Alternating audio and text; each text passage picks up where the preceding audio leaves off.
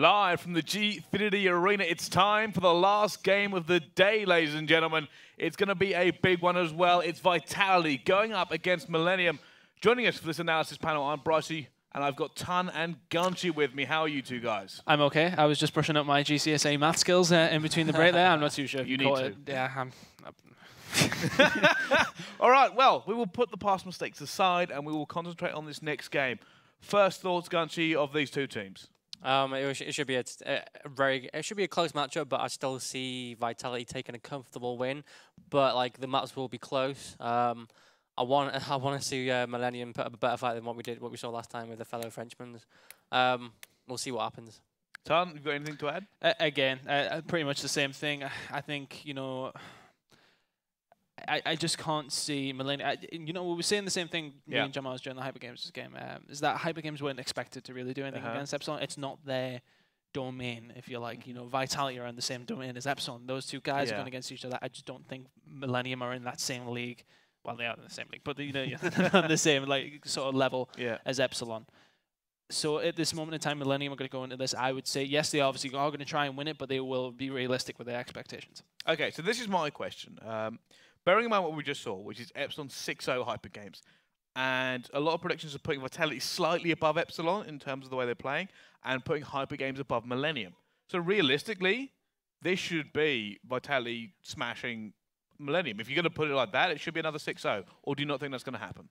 No, I do think it's going to happen. I can't. Yep. So that's the 6-0. Okay. No, it's just tough for teams like Millenium, especially with, and again, they're using their pickup because they got an under 18 player, a Carbon, who he was renowned now for being one of the best French players. He's, you know, Guitarga's little brother, might possess some of the same skills he did. As I said, didn't I? So yeah, you did say, I was going to bring this up. So do you think his brother is better than him? His little brother? His little brother is better than I do at the minute, yeah, 100%. Yeah, I would also agree. It's interesting to say that that's the way it's gone. It's kind of like passing the torch down to my French followers.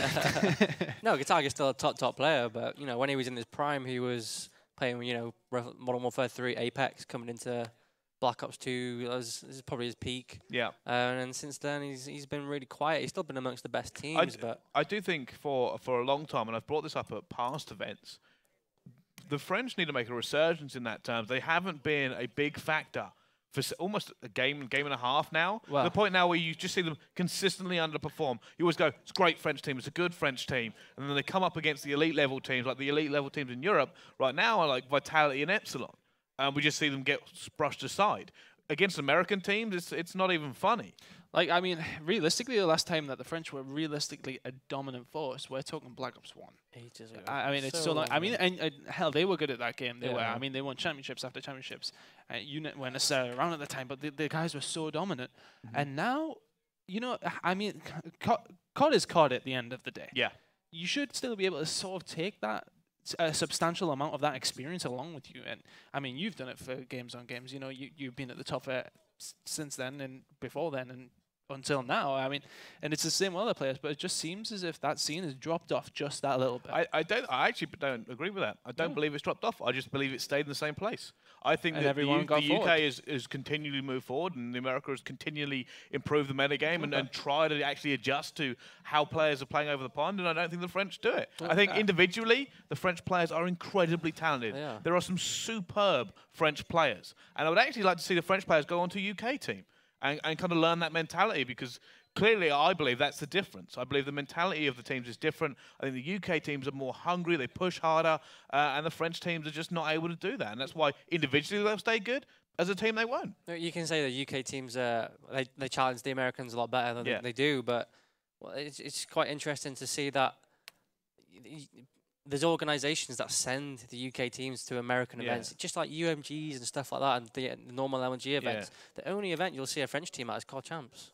Yeah, well, that's true. Especially where are they getting practice from? Well, especially considering the size of the French community. And obviously the money, there's more money there because of how big some of these French players are. Guitarga, his followers is probably only behind people like maybe Optic. Yeah, that's it. I mean, it pretty much outstrips everybody else. So surely there's money there to send these teams to get the practice. Well, and they have to get that practice. There's no excuse for them to not go. Yeah, that's the annoying thing. Like, why aren't they going? You have to look at it from a point of view of that you look at the two potentially the top organizations in France, English teams.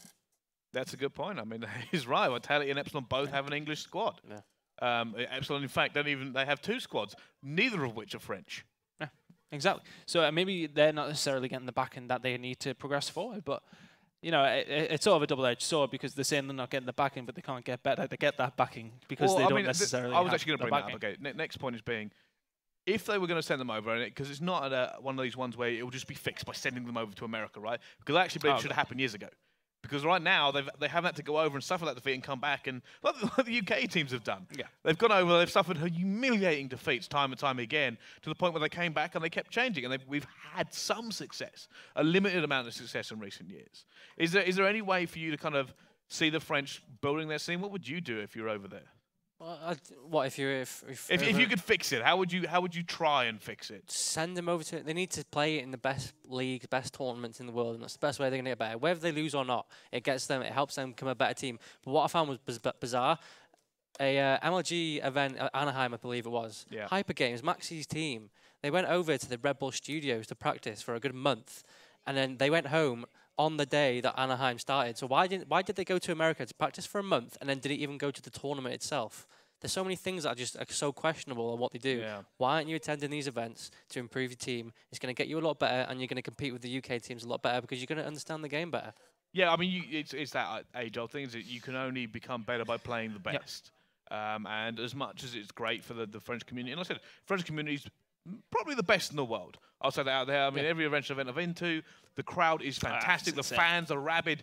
It's every kind of atmosphere you want from an event. The French fans are the best in the world. Their players do not match up to that. No, they don't. That's why it's so like we're sat here so angry about it because. Well, we want them to do well. We want them to do well, right? We want them to do well. Okay, I'm going to ask you guys for first of all the key players we're going to be looking for in this one. I'll go ahead from Millenium. I mean, Gataga, I would say if he plays well. But for me, he's inconsistent. If he plays to his top ability, then he could potentially be a player for Millenium. That's going to cause some problems. Vitality, Watson. Okay, fair enough. You're going to go with Watson? Yeah, I'm going to go with Watson as well. I think Tommy will be really, you look out for him on S&D. He likes to make a lot of solo plays, and he constantly plays to counter the other team. And on the other team, it's hard to pick.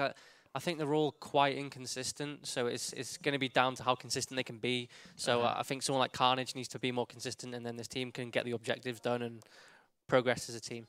Well, fair enough. Okay, I'm going to ask you for a scoreline as well. Give me the scoreline, Gunch. 5-1. 6-0. Vitality. 5-1, 6-0. Oh, wow. Okay, so you're going both 6-0. Well, Gunch, thank you very much. So you can actually see the maps here. Hardpoint Solar, Search and Destroy Terrace, Uplink Biolab, Uplink Detroit, Hardpoint Retreat, and Search and Destroy Riot. That'll be the way we're going to go through all of this. I was going to ask you guys map by map, but I don't think it's really necessary considering you both basically picked for Vitality to win this most of the way through. So what we're going to do here is me and Tan will be taking this cast. Gunchy will be sitting to the side. We will be asking him for some intros and analysis part way through. But yes, me and Tan will be carrying this cast. Tan, let's jump into this one, Solar Hardpoint. Well, we've seen some entertaining games on this map so far. It's been pretty. I mean, you guys haven't watched this game when we watched Epsilon against Hyper Games, and it was phenomenal. I mean, so phenomenal that I forgot how to count. Well, okay, we're going to start on board with Gataga then, your player to watch, as we jump into Solar Hardpoint, and let's see how he goes. Going to be running a battle first of all. I mean, let's see what he can do, because on his day, he's such an entertaining player to watch, and he can't put up these numbers, but let's see if he is actually on his day. There you go, first kill going to come in there. Josh does go down. Watson making a kill mid-map, though, and just a couple of kills traded between these teams, but it is going to be the first points on the board going over to Vitality. Gataga starting off strong, looking for the player glass. He's going to see one. We'll see another player jumping up. That will be called out. There's a big start here from Millenium, as they are now trying to lock this down, pushing out glass, trying to get that spawn. They have managed to get it, and they are just actually pushing back Vitality a little bit. Well, another player to watch out is definitely Mello. Obviously, he's teamed with Marky B when Marky B was in Millenium, and the guy is an absolute monster at times. On board now with Azox, another player who can have his day. I mean, it's true. If these guys, that was a little bit shaky. If these guys can all play consistently, they're very good players. But we need to see that consistency for them to actually do something about it. In goes PD the Monster, trying to do some work for his teammates. He's going to stay on that hill with a bow, looking for Mello. We'll pick that one up as well here. No, here comes the rotation. A little bit late, actually, from Vitality. They haven't fought for this spawn as much. PD's going to try and fight it. Is going to go down. Well, Josh is the first one in there, and he is going to get a couple of points on the board, but Vitality are swarming in there. Azox coming in there with a two-piece of his own, though, and Petey and Tommy trying to clean up shop. And really, just a bit of a battle between these two guys now at the moment, because nobody really seems to assert anything so far. It just seems to be a couple of points here and there, but of course it is actually going to be Vitality with the better of points at the moment. Mellow now with the turn on there, but he does go down. Gitaga actually starting really well. He's 8-4. His engagement so far has actually been fantastic. He's just kept alive and then kept putting bullets down everywhere they need him to. And it's the reason they're actually so far doing really well against this team here. Mello will eventually go down to a stun. Azox now coming through mid-cut, looking for the players. He's going to see two. Not able to get either of them, though. Now waiting for Josh. Josh is going to jump above him and shut him down. Well, with Josh now coming in through that mid-map, and he's done so well to punch through. The rest of his team were there, though. Picked up 2 kills. And the rotation should go in Millennium's favour. No, Watson is in a position, but I don't think there's a player behind him who doesn't know. He will eventually get shut down here, Watson. There's no way he's staying alive through that. And it does seem like they're going to win this rotation as well. That's why so far that you're actually going to say that the players from Millennium have actually got the advantage. Confusing with 2 French Orgs. Yes, it is. On board with Josh. 8 and 7 from him at the moment. We have a quick glance towards the scoreboard. Petey just, and Watson actually with a little bit negative there. Josh and Tommy putting up the numbers, and still the lead is actually in the hands of Millennium at the moment. So let's see what Mello can do. 10-8 from him, picks up another kill, and he did put some bullets down towards Tommy and Josh towards the back there. Can he pick up another? And this is good pressure. What I like to see from Millennium, they push out of this, and it's nice to see when teams push out. They get the kills in and around the hardpoint rather than inside it. Yeah, it creates less pressure. You've got to push those spawns out, right? That's the easiest way to do this. Push the lanes out, make sure you can get a kind of clear side, because that way if you die, you can always get the good spawn and come back into the point and just keep flooding through. But the lead is actually going to change again. We are ready for the next rotation here. As you can see, that fight is about to kick off with Glass. Josh will go down. That's going to slow down the pinch, actually, from Vitality. So they're going to have to wait a second for their players to come. He's going to see Azox. Azox will shut him down as well. Right now, Millennium are playing this superbly. Yeah, Gitaga's having a decent game here, 12 and 12, and he's putting up the kills that he needs to. We know he's known for these slaying ability, and if he can bring that to the table, Millennium have got a shot here. They are just about behind. It's a very close game. Garner's just being patient, waiting for that player, trying to make that first pick. His teammates are now going to flood in. He's going in with his teammates as well. Here we go, the big pinch. There's only one player left. It's going to be Watson left on the hill. Watson desperately trying to stay alive, will eventually be shut down. Pretty much textbook hill clear there from Millennium. Yeah, and Carnage is still alive. He had low health, and he does actually go down. Petey and Josh coming in and cleaning up house both ways, and they just pinch so well. That's the mark of a good team. Yeah. It's a team who can pinch in there and collapse in on hardpoint in sort of in a coalition together. And you know, if they can pinch into both those sides, it's really hard to defend. Well, you know what? I'm actually going to throw over to our team analyst here, Gunshi. How do you think this is going so far? I'm just going to touch on the P3, Gitaga. He pushed P2 that had 5 seconds left on it, and he died, and so did someone else, and they both spawned on the other side of the map, and that's how they lost that P3 hill. It was pretty poor play. With 3 seconds left, you need to be close to your teammates, not just pushing the old hill with like 3 to 5 seconds left. But overall, it's been pretty even until Vitality did a really good job of pinching that P4 hill. Well, okay, jumping back into the game, we're talking about Josh at the moment. He's trying to stay alive with his teammates. Can he get the 2 pitch as well? Turns and burns, will get it. Looking for that 3rd kill. Gitaga will shut him down before he can get it. Gitaga down the hill. He will go down as well. Jumping on board with Mello as he comes in. Nades going down, looking for Petey. Petey gives him the right hook. Very, very nicely played by Petey. Good reactions to get that melee kill in there. But on board with the Azox now, what can he do from this position? Looking to just get some kills and just try and get some stability in and around that area so his team can actually push in there. Because it's such a frustrating time when you're trying to push inside this hardpoint. People are popping around the side, just picking you off as they're coming in, popping back out. If you can get some control outside that area and make an actual push in there, you can clear them out and get some control yourselves. But at the moment, it remains about what it was at the last hardpoint. It was about a 30-point game. So here we go, back into the middle once again, and this is always a scrappy hardpoint. I don't see anybody really closing the gap that much here, especially considering how good Epsilon were last time on this hill. Carnage jumping in, he's going to be taken down as well. Both teams just vying for position here more than the points. And you can just see there's absolute carnage going in the middle, and I'm not talking about the player. Yeah, on board with Josh at the moment. And you know, something I want to touch on actually while we're just watching this pretty scrappy point is I didn't pick Tommy as my player to watch because he's just so consistent and he does it all the time. Because he's the game changer, right? It's something we come to expect him to put up those sort of numbers and make these sort of plays. You know, it's just expected. Why a lot of us have said Watson is because it's a bit of an unknown of how he's going to perform in this team. Well, yeah, this is it. I mean, Watson's been making a lot of noise recently, including on the international scene, and it's a lot of eyes are on him at the moment. And so I think that's the reason he's in Vitality now, is that clearly Tommy and Josh, veterans of the scene, are impressed by him. I mean, I think a lot of people are impressed by him. I just think in this team, he's not going to put up the numbers that he was in his previous teams because I think he's surrounded by a better caliber of player. Well, here you can actually see the Vitality squad will be pushing for this spawn this time, and they have managed to get it. They're now going to try and flood in, kind of shutting it down. P now trying to stay alive desperately for it. They've lost it. They had all 4 players there and have managed to get pushed away. It's a really good job by Millenium to hold that. Oh, they've done well here. Actually, Mello picking up a 2-piece. Azox going in there with one. Kataga cleaning up shop as well. Kataga sitting at the top of the leaderboard there, 13 captures to his name. So he's doing the object work as well.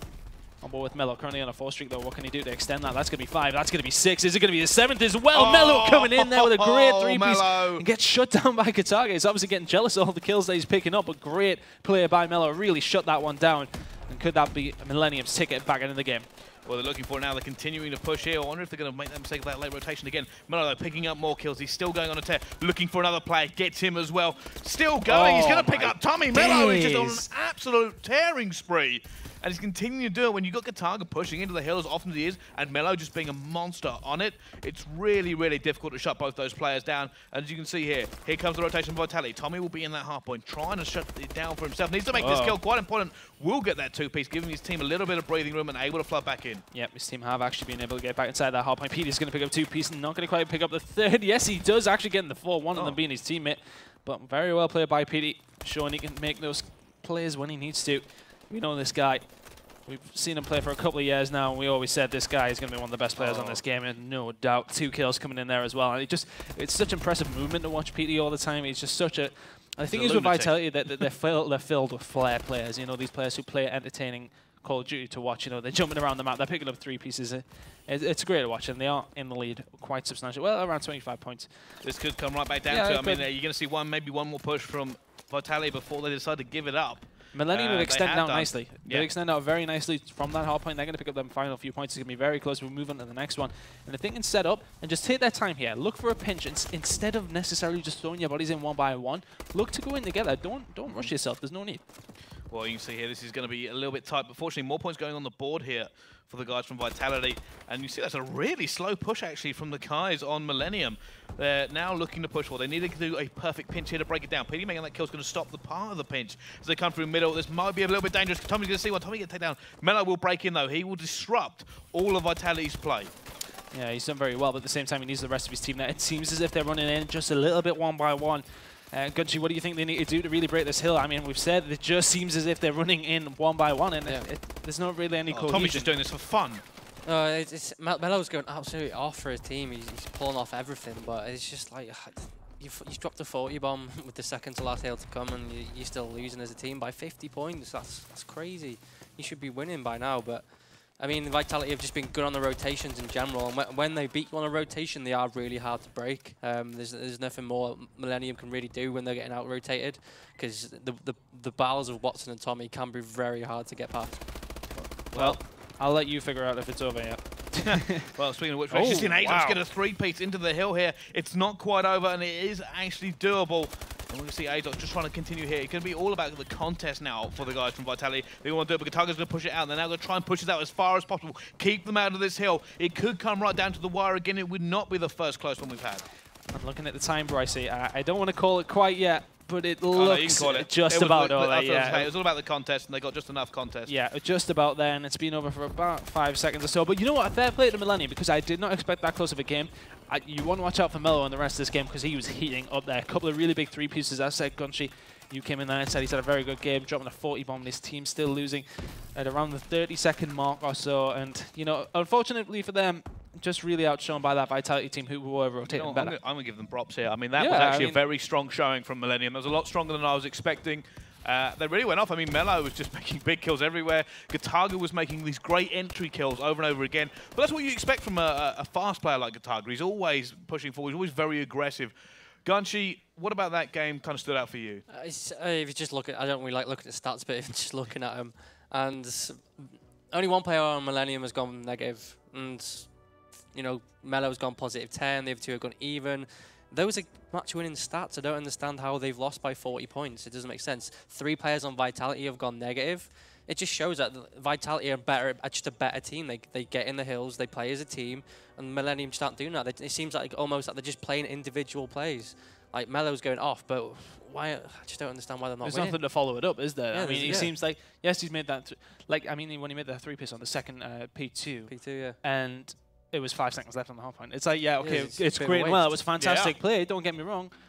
But you could have made that maybe 30 seconds previous, and then it would have definitely benefited them more. It's just like most of them kills are pretty worthless, even though he's shown immense skill, immense talent to get these 3 and constant Jake 3 kills, pieces. the Jake kills. Yeah, Jake kills, basically. Like you said, if you've got picking up kills 3 seconds left on a hill, and the other team are on the rotation, you've just picked up 3 pointless kills, because the other team are just going to spawn on the new hill anyway, so it's completely pointless. But obviously it's nice to see him pull off nice skills in general. I said it was for me, Melo and Gataga have very impressive around the hills. They were making great plays. Like Gataga was just being so aggressive at points, and he was actually getting the kills, and then Melo was staying alive in the hill forever. Yeah, I said it got to the point where I was sitting there going, how are they not winning? I kept looking at the scoreboard, expecting there to be a swing because they looked the better team because of the kills they were putting down. But they just didn't translate in a point at all. I mean, they had a decent start as well. I mean, it was Vitality were always looking the better team most of the way through that, and it didn't really look as if Millenium were necessarily going to win it. It always looked as if Vitality were in control, but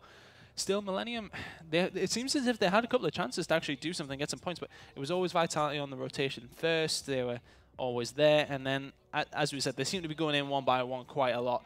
And Vitality did the complete opposite. I mean, I think it was on P4 before the last rotation. They pinched so well. Yeah. They go in together, and that's what Millenium lacked in that game for me. But you say that, but Millenium before that did a good pinch. I mean, Carnage waited. You saw him wait.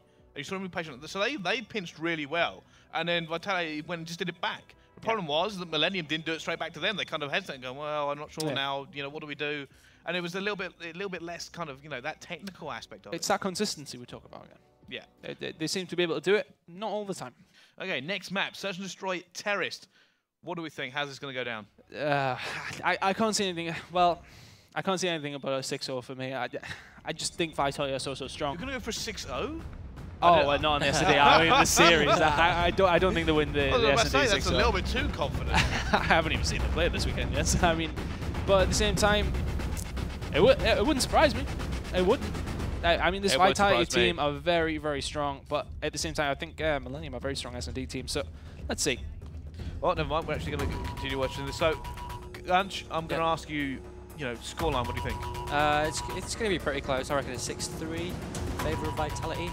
I think Vitality are the best S&D team here. Like, Tommy, his respawn's good, but it's nowhere near as good as his S&D. His S&D is his standout point because he's just so smart. I remember when we picked up Jordan, we were playing against him at regionals, and he was just like, "Listen, Tommy's just going to play to counter us because that's what he does. He just counters the other team. Like he's just an intelligent player." Yeah, I was actually going to say that Tommy's one of the only players I've actually watched, and this is internationally, that will consistently make solo plays. Tommy will basically go do his own thing. He will look for that weakness, and yet somehow his success rate is massively high.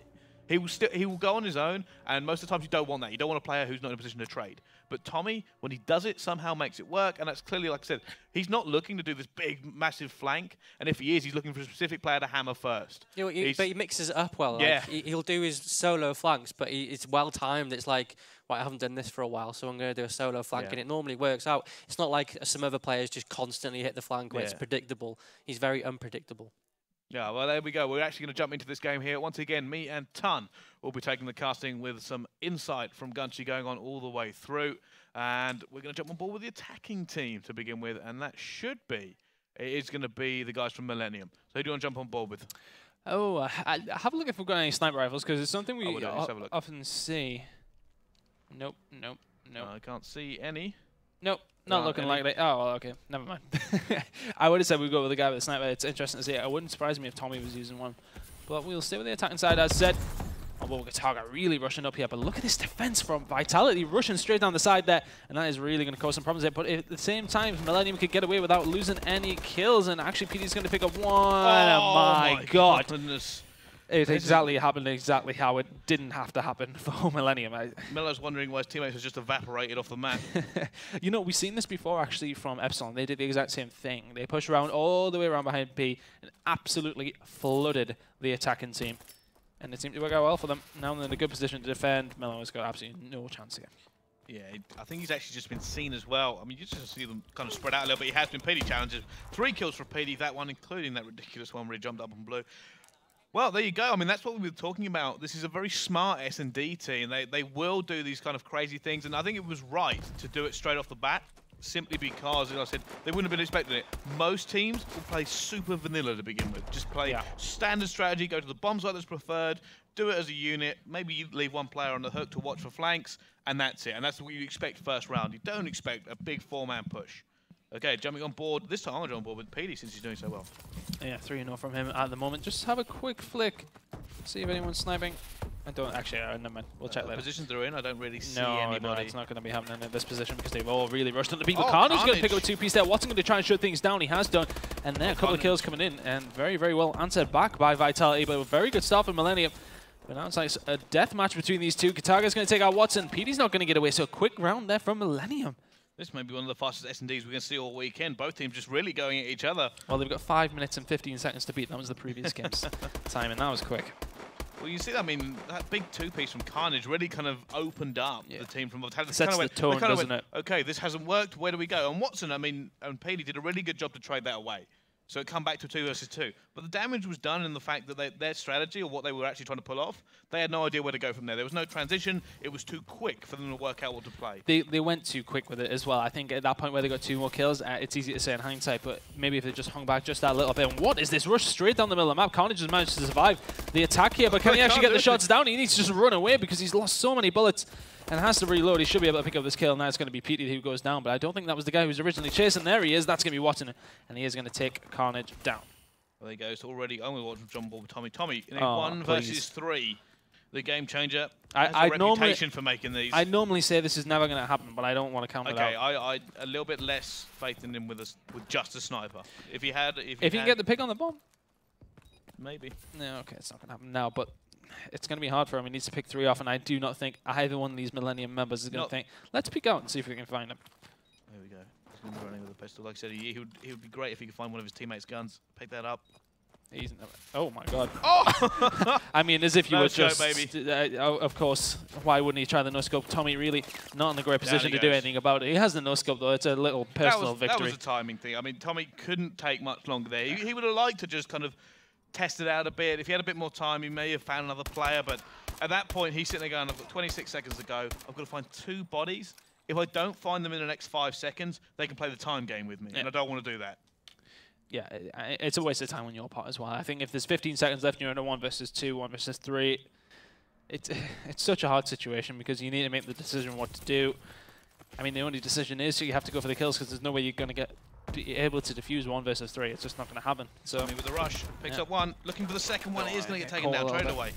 Caught with his pants down, if anything there, just sprinting in there and getting caught. But bomb goes down, 3 versus 3. And the thing is, when you get the bomb down here, well, that's you can just retreat back. I mean, that was a solo play we're talking about with Tommy. What he actually did was distract them enough they can get away here. However, now 2 versus 3, PD and Watson will be facing off against Carnage, Mello, and Azox. And this could very much come down to whoever gets first blood. You see a little bit of a flank there. Watson. Smart. Oh, he needed to make that. He really needed to make that. Petey's cleaned up for him, though. Does get the assist. And is Watson going to make the second one? Yes, he is. Fantastic flank round from him. Bomb, is it going to get defused? Not quite. No. And Watson is going to come in there with the last kill. And that was very smart because they weren't in a great position. That bomb went down. Yes, it was 3 versus 3. It was quickly changed to a 3 versus 2. They were far too far out, if anything. I disagree. I actually disagree. I think what they did there was very smart in the fact they just left the bomb site. They left the bomb site. They were like, you know what? We're going to force you to check all these corners. Because there's no way Millenium could have known that they weren't still in that bomb site. So they just ran away. They just went, you've got to find us. And that's going to waste a little bit of time. It forced them to play the time game again. And Watson, he took that shot and he missed it. And that could have been disastrous. Yeah. I think at that time, if Petey hadn't cleaned up that kill, I think that probably would have been the round. Petey with a very nice kill straight off the bat there. But yeah, it's always good to have your teammate backing you up there. Does pick it up. But Petey 6 and 2 at the minute, really causing some problems. Mello all alone at the moment. Does get some bullets put in, but managing to survive. Does have the bomb. And they got somebody on the flank here. Yeah, he's trying to keep away. He's seen that player again. Watson picks up another player. It's now 2 versus 4. Mello and Azox going against the entire Vitality squad. It's going to be shots again. Mello just running away here. Hasn't even had a chance to fire back. He's done well though. He's turned around. He's expecting the flank. You see Azox has also been heavily taken up. Look at this. It's just being stacked against. There was no escape Vitality have shut them down, and they will go into the lead 3-2 on the Search and Destroy. Yep, looking pretty good so far from Vitality. And I mean, the hardpoint was close but convincing, and it's probably going to be another one of them. But at the same time, as we said, these two teams, we feel as if they're in different categories. Yeah, we do. I genuinely consider Vitality an elite level team, especially in Europe. There's a good argument to be made for them being top 1. There is no such argument to be made for Millenium at the moment. However, this game could very well change that. Let's jump on board with PT and see the push. It's a nice version. Straight away, it's that very, very good, confident players. You make sure you got that lockdown. You see the guys have set up very, very nicely across the map. They can cover each and every single area, and they're just going to try and cover because they know for a fact they're going to try and push around. Now that one flanker is dead, they know the rest of them probably aren't going to try and push around that way. Let's see which way they go. Watch Tommy here. Should be able to make. He's trying to make a few plays. I'm not sure he's been seen, and if he hasn't been seen, he's in such a dangerous position. Gonna see one, picks up Carnage, looking for the second one here. It's gonna be Azox. Azox will shut him down, and it's now 2 versus 3. Make that a 1 versus 3 for Mello. And he's got a player behind him, and down he goes as well. 4-2. Now this map, this next round, very, very important. 5-2 or 4-3. The difference in mentality and the difference in the pressure is astronomical. Yeah, it's just a complete game-changing round when you get to this point. The gap is so different. It's so much more pressure, as said. 4-2 now in this round. I can see this being... I think Gunch predicted 6-2, am I right? 3. 6-3. Okay, well, you're nearly there. You're nearly there. Right. Okay, Gunch, at this point in this game, how are you feeling about the way they're playing S&D? I'm actually quite impressed with Millenium, to be honest. The first 4 rounds, they were doing well with trading kills. I've seen a lot of team pushes from both teams. I think I like to see that on this map. I think it works really well. But now they've just kind of sat back and let Vitality come onto them. And Vitality are kind of dictating the way this game's going at the minute. And it's not looking good with a 4v2 in favor of Vitality at the moment. Okay, on board with Azox. Mello will have the bomb, and he is behind him. I think that, I mean, going B here is not a great place because you just don't have the cover. And they go, down they go. It was a hard situation. When you've got to plant a bomb like that, but you're outnumbered, you have to play for picks because you cannot reliably put the bomb down in that scenario. Because then we go from technically a 2v4 to a 1v4 for the time it takes you to plant. And that's just not cricket. So we're going to actually go on to the attacking team once again here. It's currently 5-2. I don't see Millenium doing anything here. No. It just looks far too strong from this Vitality team. I mean, when you got PD and Watson putting up those numbers, I mean, they were probably, I think those two were at the bottom of the leaderboard on the previous map. They completely missed them grenades. But, you know, when you got teammates who can perform in different game modes and when they need to and when they're called upon, it's a very, very good squad. And I think they're showing that at the moment. Tommy picks up first kill onto Carnage. That's going to be 5-2 currently and 3 versus 3. You see on board with Watson here, and then teams are a little bit spread out. Try and jump on board with that Millenium player. It's Kataga. Watson just killed Tommy. Yeah. Watson just shot Tommy. He's clearly on a hair trigger and just killed his own teammate. So the reactions are too strong. Tommy come up to him, must have surprised him. That's a little bit of a breakdown in communication. Do you think you got a fright? He must have done. It must just be the adrenaline. He was on a hair trigger. He was looking for it. I mean, Josh has picked up another kill now, but if anything happens in this round, I'm sure Tommy's gonna be raging. Now. With Watson though, let's see if he can rectify his mistake. Josh is causing all sorts of bother around A. He wants that bomb. He wants it out of there at the very least. Oh, he has managed to pick it up. I wouldn't be surprised if they they're going to push. They're pushing as a unit. Actually going to go for the kills. Kataga's going to pick up one on the Watson. That's going to leave Josh in a very sticky situation. That's going to be the round. Your 6-3 prediction is on. That was bad. I mean, Tommy's not going to be happy that his teammate shot him when they had the advantage. I mean, it was sort of a do or die in that position. I don't think there was actually necessarily enough time. I was thinking, why doesn't Josh just pick up that bomb and try and rotate around? But I don't think there was probably not enough time. And unfortunately, they just lose the gunfight. So here we go, 5-3. Millenium not out of this just yet. Okay, let's go on board then with Millenium.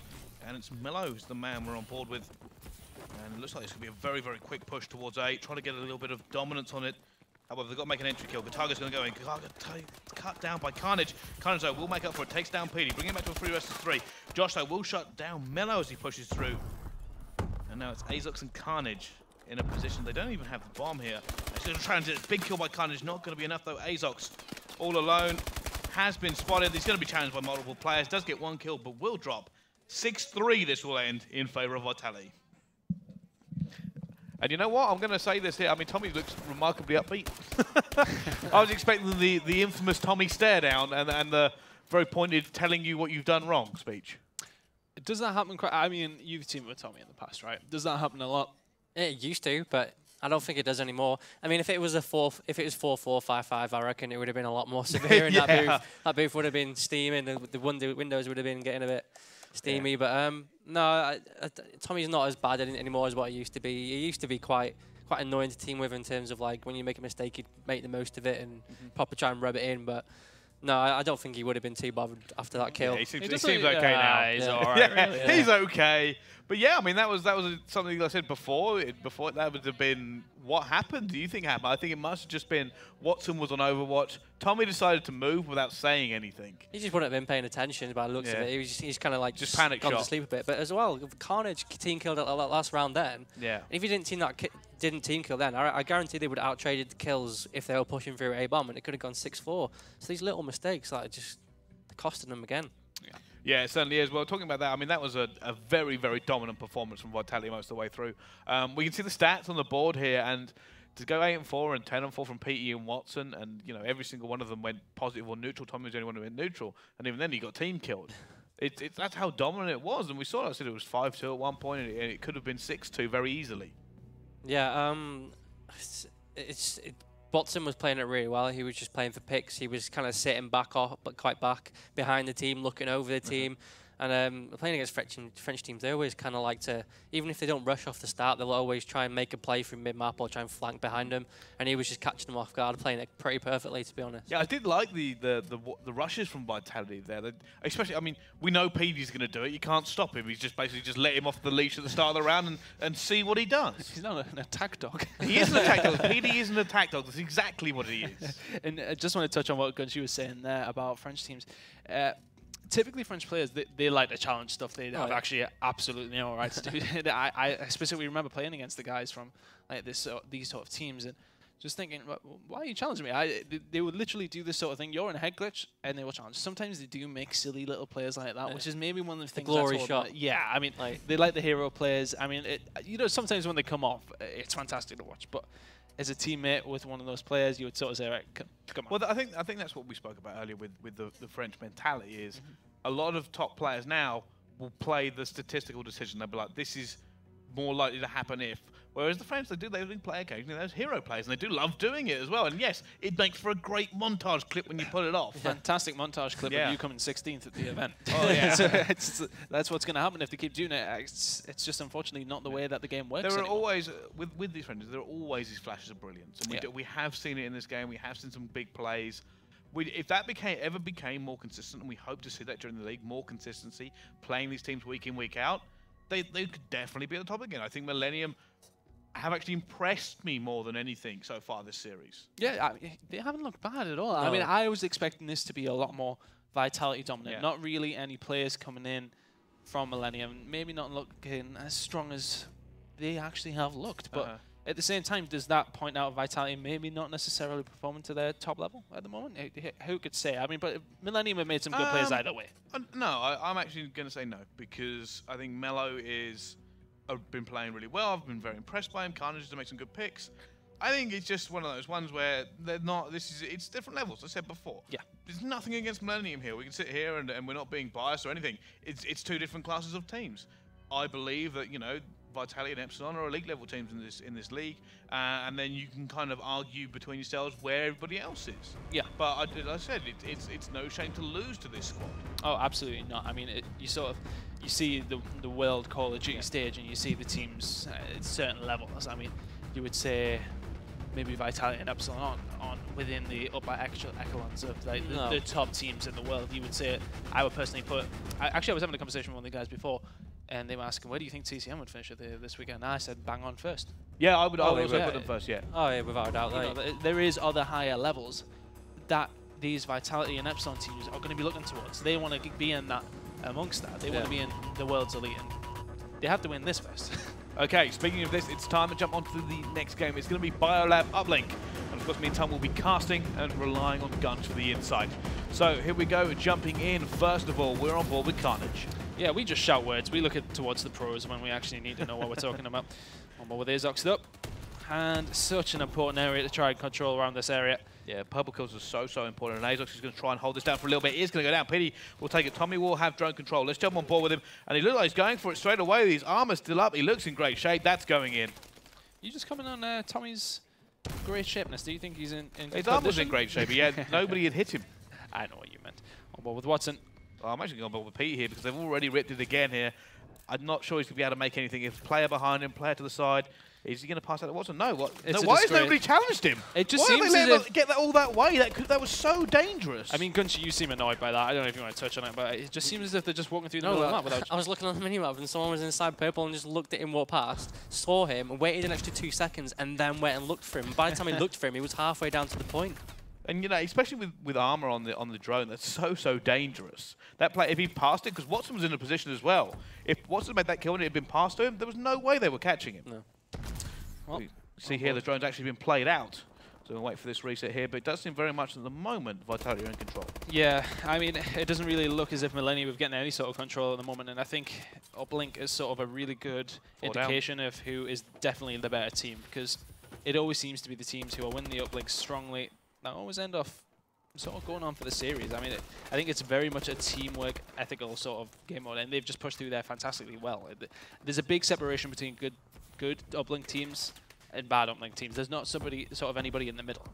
We're going to see for the first time, it should be drone control in favour of the guys of Millenium, and it will be Mello who has it, but he's so outgunned here. He's going to play that away, surely, and it is going to be played off. It will rebound back onto the map here, and it's actually going to be Josh that picks it up, but he has got a player tailing him. Tell you what, that's that could be dangerous. Kataga's going to have it now. You know what? He's just completely negated all the pressure that was coming in there from Vital. I'll be very surprised if that makes it in. Yeah, it's not. They completely bounced off the map. That's unfortunate. I think he was just a little bit too short from the actual point where you can make the point there. He did actually go down, but that was a good play. He pushed around. It was just a little bit sneaky. He picked it up in a dangerous area, and those are the sort of players I think Millenium could have very easily been a point for. Yeah, they're going to have to go for them sort of players, I feel, because I don't think they're going to be able to beat Vitality just on a straight out sort of uplink game. You know, I just feel as if Vitality got the better teamwork, they got the better slaying ability. They're going to have to make them sneaky little players to potentially go and win this map. Again, we're talking about Gataga and his engagement. He's 11 and 8. Yeah. He's just constantly being everywhere for his teammates, and he's just trying to do serious work. The wrap has come in. There's going to be another 2 points on this uplink for the guys from Vitality. And I'm going on board with Watson, actually. He's one of the players to watch. He's currently 9 and 3. Now, drone control will be in favour here. They're not really in the greatest position. I'm going to go on board with Gataga quick because this may be an easy one. He's looking for the pass. Pass will go in behind him, and that should be 2 in. Really good work. Yeah, I mean, Gataga's really standing out for me here. He's just everywhere.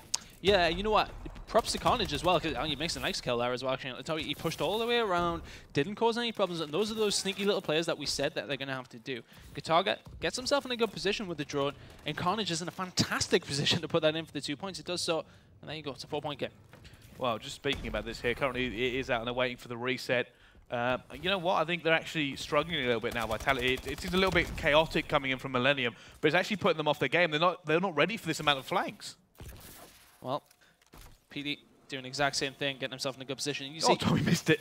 He's completely missed the job. But if you have a look in your top left corner, you can see where PD is. He is pushed right up, and he's going to cause some problems there. Even if he goes down, that's negated away from the pressure of the guy with the drone. That should be just wide to the left there. Still on though. We've seen what Vitality are doing. They're pushing around the side, and it's a tactic we've seen employed by quite a lot of players. So they'll push around there, and even if they don't get the pass in, which is what they're primarily looking for, if they can get a couple of kills down or even cause a distraction, that allows that drone player who currently has it to push forward. Well, we're going to jump on board with Tommy again. Tommy will have drone control. Gunfight about to go down in purple. That has not gone the way that they want it to, but Tommy is trying to run away. He has got a bit of a gap here. I'm not sure they can shut him down with the armor. He is going to go for the one. And he overshoots it. Oh, he gets it. No, he gets it. The bounce will actually bounce back in. It will now be 7-2. Well, it looks of it going into the second half. I can't really see any more this side. But it has been an interesting game from both teams. I mean, I actually, like I said, massively impressed with Millenium. They could have done a lot better. I mean, it's just been very, very close. On board with Tommy. He's going to try and prove you wrong that anything else can be done in this side. Turns around and teaches Mello a lesson. You really need to be landing your shots, because players like Tommy will punish you if need be. On board with PD. No, why have you not got rid of it? And yeah, that would have been a good time, but Gataga probably will have his more experienced head on. Yeah, he's just going to be able to run If Gataga was not there, that was a point. Yeah. Without any shadow of a doubt, and that's a very, very risky play. Gunch bringing you back in. What would you say was the difference between the two squads, and what maybe Millenium doing wrong? I kind of disagree with you with Millenium playing well in this game. It's been dominated by Vitality. They've literally been locking down Purple and Biolab, which is what you need to do on their side, and they've not given any time for Millenium to think about what they're going to do. I just think it's absolutely dominant performance so far from Vitality. However, Millenium are about to go into, I wouldn't say the better side, but once you get things like going, you can easily like spawn trap and stuff like that. Okay, jumping on now, going on board with Gataga, making the purple kill, looking for it, and we'll go 3 down. This is an opportunity now to put some points back onto this board, and they need Carnage to go quickly. Yeah, unfortunately, the way that they pushed is really. He's looking for the pass. Yeah, the pass. This is a long-range pass. It's jumped. Oh no, it hasn't. It actually jumped in. That's going to be a wrap. Surely Josh is going to push this for the wrap, and he is. And there's no way to stop Josh now. He's been a little bit tentative. Yeah, Josh has literally stopped himself. That was clean. He's just completely slowed that down there. I don't know if he was aware where the spawns were going on, but yeah, he is actually going to make that. Maybe just playing a little bit sweet. Yeah, he's jumped off the map. That was a very ambitious play there from Millenium to try a manual throw, which they did. Like I say, especially considering that's next to the edge of a map. I like that play. It's interesting to see like different tactics. I mean, I've seen it from the Epsilon squad. They manually throw it down through it. I can't remember the map they were playing. Sorry, but I mean, they use that quite a lot. Yeah, through the middle of Detroit and straight down the middle. Somebody can come clean that up, makes the kill, and it can work. But it is risky plays because then if you lose it, they're in a position to wrap around, especially on this map. You can see it here, both teams now fighting for drone control. Watson, Josh will pick up 2 here in purple. Watson actually waiting for the flank, but he is going to get caught slapping in that new clip. Petey, though, going to be up top green. He's going to have Tommy with him. Will this be easy one? No, we'll get shut down. Tommy's going to be there, looking to just try and delay it a little bit for his squad to push back up. Sees one, sees a second one. Can he get the third? Has managed to put a lot of shots down here, and his teammates will pick this one back up. Josh, he's going to go for the one. He's going to throw it up, and it's good. It will be 10-2. There you go, 10-2 with over 3 minutes remaining. It's not looking too great for Team Millenium. Looking very good for Team Vitality as Gataga comes in there. Nice kill onto Josh there, and he's still doing okay. He's impressed me a lot more than I thought he would, to be honest. Seems to have stepped up his game from previous tournaments where he's been out on Call of Duty Advanced Warfare. But Carnage not having a great series in general so far. 9-20 from him, and he hasn't had the best performance on the other maps. Gunty, I'm going to ask you, what, if anything, can Millenium do to get back into this? They need to just step up their slaying ability, really. If you look at the kills, like Azox has only just hit 10 kills and Carnage has only just hit 9 kills. I mean, that you can't go more than double negative. You can't have 2 players doing that. You're not going to win. Simple as that. But they need to try and throw Vitality off guard by wrapping the ball rather than just going the predictable way of just going through purple. They need to take it back through their spawn and do something different with it. Yeah. Okay. Well, it's coming down to the point where they can't get back. It is coming to that point in time. I mean, it's really, really, really dangerous for them now, simply because every time that ball's played out, it plays against them. Well, on board now with Gataga, and the ball is just about going to reset. But at the same time, look at the positioning of Team Vitality. They're absolutely everywhere. They need to be on the map. They made the kills into purple. They don't even need every single member of the team there. Gataga's trying to cause problems, and Watson's going to shut him down. Mello going to try and track back, and as you can see, Vitality have just pushed around and met up back together again. They have control with that drone, and there should be a point. Well, here we go. Watson now going to go for this. He does have some. No, not has to support anymore. Gataga making those shutdown kills again. Oh. And how is he? If that it didn't go in, but I mean, he shouldn't even have been allowed that much time. He was just sitting there, basically just lining up for about 20 minutes. But you know what? I'm actually going to put this onto Gataga here because he has impressed me so far this series. He's impressing me this game again. He's the only member of his team to go positive. He's going positive quite a way as well. And you're seeing him make drone plays. Yeah, I mean, he's not scored any points himself, but he has actually done some impressive things. I mean, not just his kills. He's made important kills at the right time as well. And at the same time, though, his team are losing 12-2. So yes, I mean, he is going quite badly. It's sort of the rough diamond in the mess here, unfortunately, because it's not looked convincing from Millenium whatsoever in this uplink. At the same time, though, Vitality is so strong, 12-2 now, and it's looking very good from them.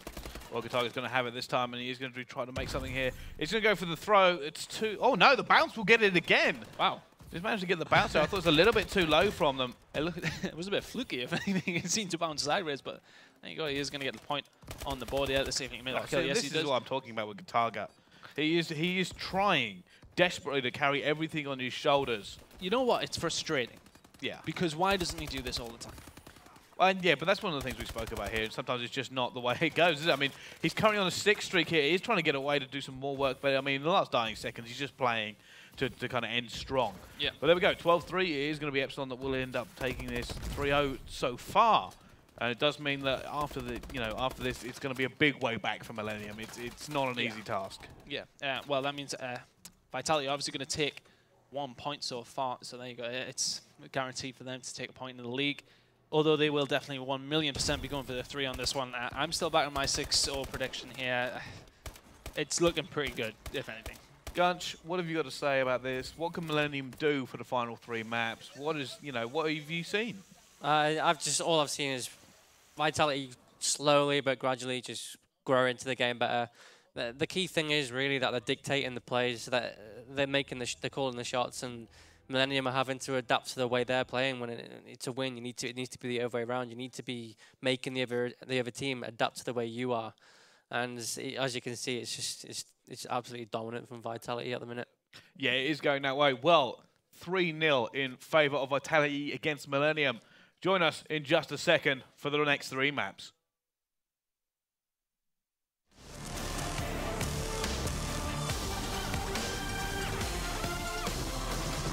I think it's going to be another 6-0. Yeah.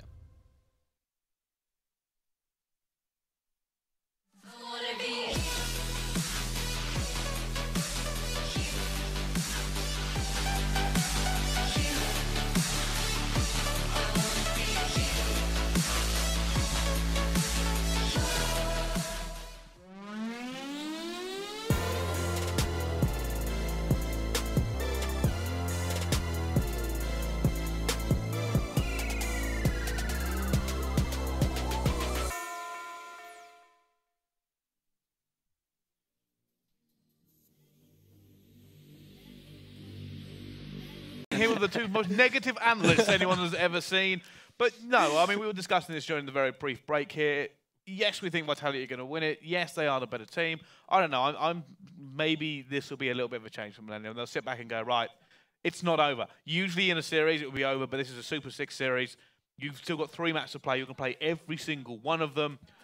Even if they're not going to win this, even if they're well, they can't, even if they're not going to draw this, every map could count in their season, so they're going to need to just bring their A games.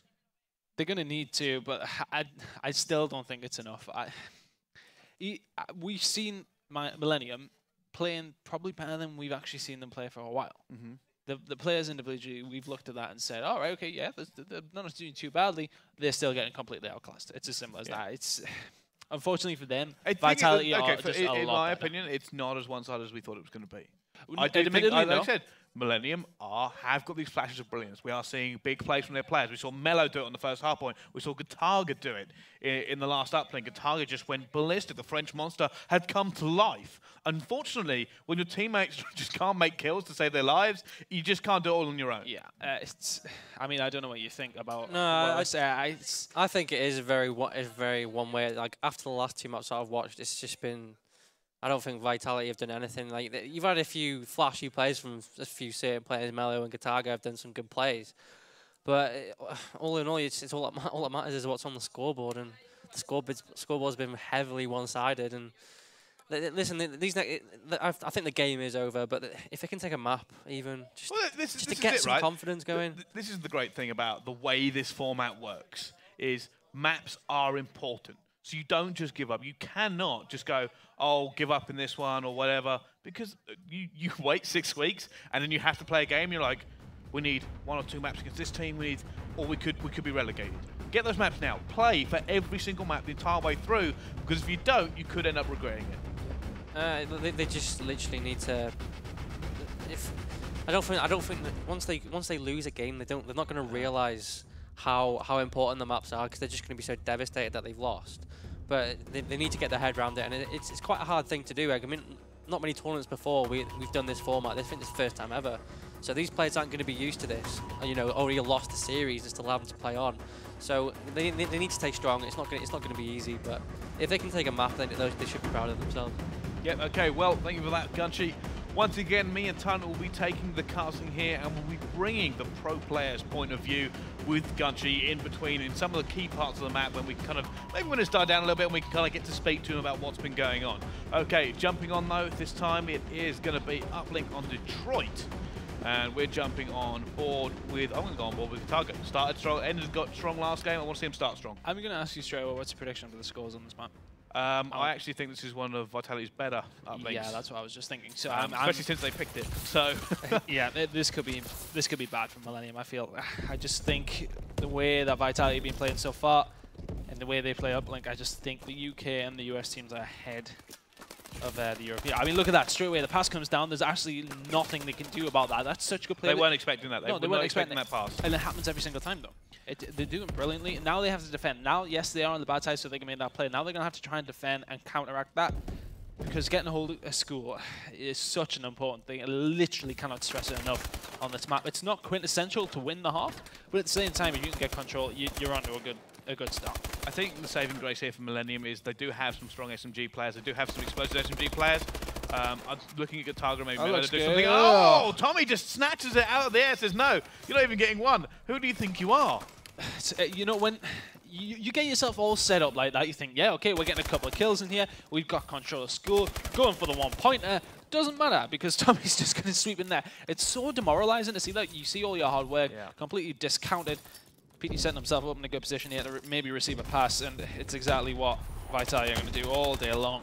Push forward. Ready for it as well. Look at this. There's no one even here to challenge Petty. Petty's actually coming back to make the kills. And is he going to go back and get it? No, he's waiting. Still waiting for his squad. Going to pick up that kill at Carnage as well. Petty's still alive here. He's on a 5 streak, looking to turn and burn. What? Not able to get it. It is eventually going to go down, but that's another 2 points on the board, and it's currently 4-0. Yeah, it's looking very, very good. We did say it. This is probably one of Vitality's better maps. And they're proving why at the moment. Carnage, let's see what he do. Try and shut down that complete Vitality dominance so far. 3 minutes and 20 seconds remaining. Carnage doing well in the middle of the map there. Does take down Petey. Just trying to look for some control. He's going to get shut down by Josh. In a good position to do so. Now, back towards school. Get a couple of kills down and move through. They've got the guy pushed up there, right? Okay, now that guy needs to retreat back and help out his team here. How is Melo going to get through here without any cover? We're not entirely sure. I think he's just waiting in pit. He might have played it out eventually, but look at this. His teammate's now coming forward. This guy goes down to a punch, and he is going to do that now. Does he go for it? He's going to go shooting window, surely for the one. Yeah, he is. No! Snatched out the air! Tommy denied again! Says, no! What are you doing? You're not doing it! Gunch, I'm going to ask Gunch. Gunch, I mean, twice Tommy's done it to him. Yeah, Tommy's really good at making them plays, but I want to touch on the opening play, literally was identical to the Biolab uplink that we saw earlier on, where Vitality got 2 kills off the rip and just picked up the ball and threw it, and the guy flanking would just pick up the ball and score a 2-pointer. The exact same thing happened in this game, and you'd think Millenium would have learned from it, but they didn't, and now they found themselves 4-0 down.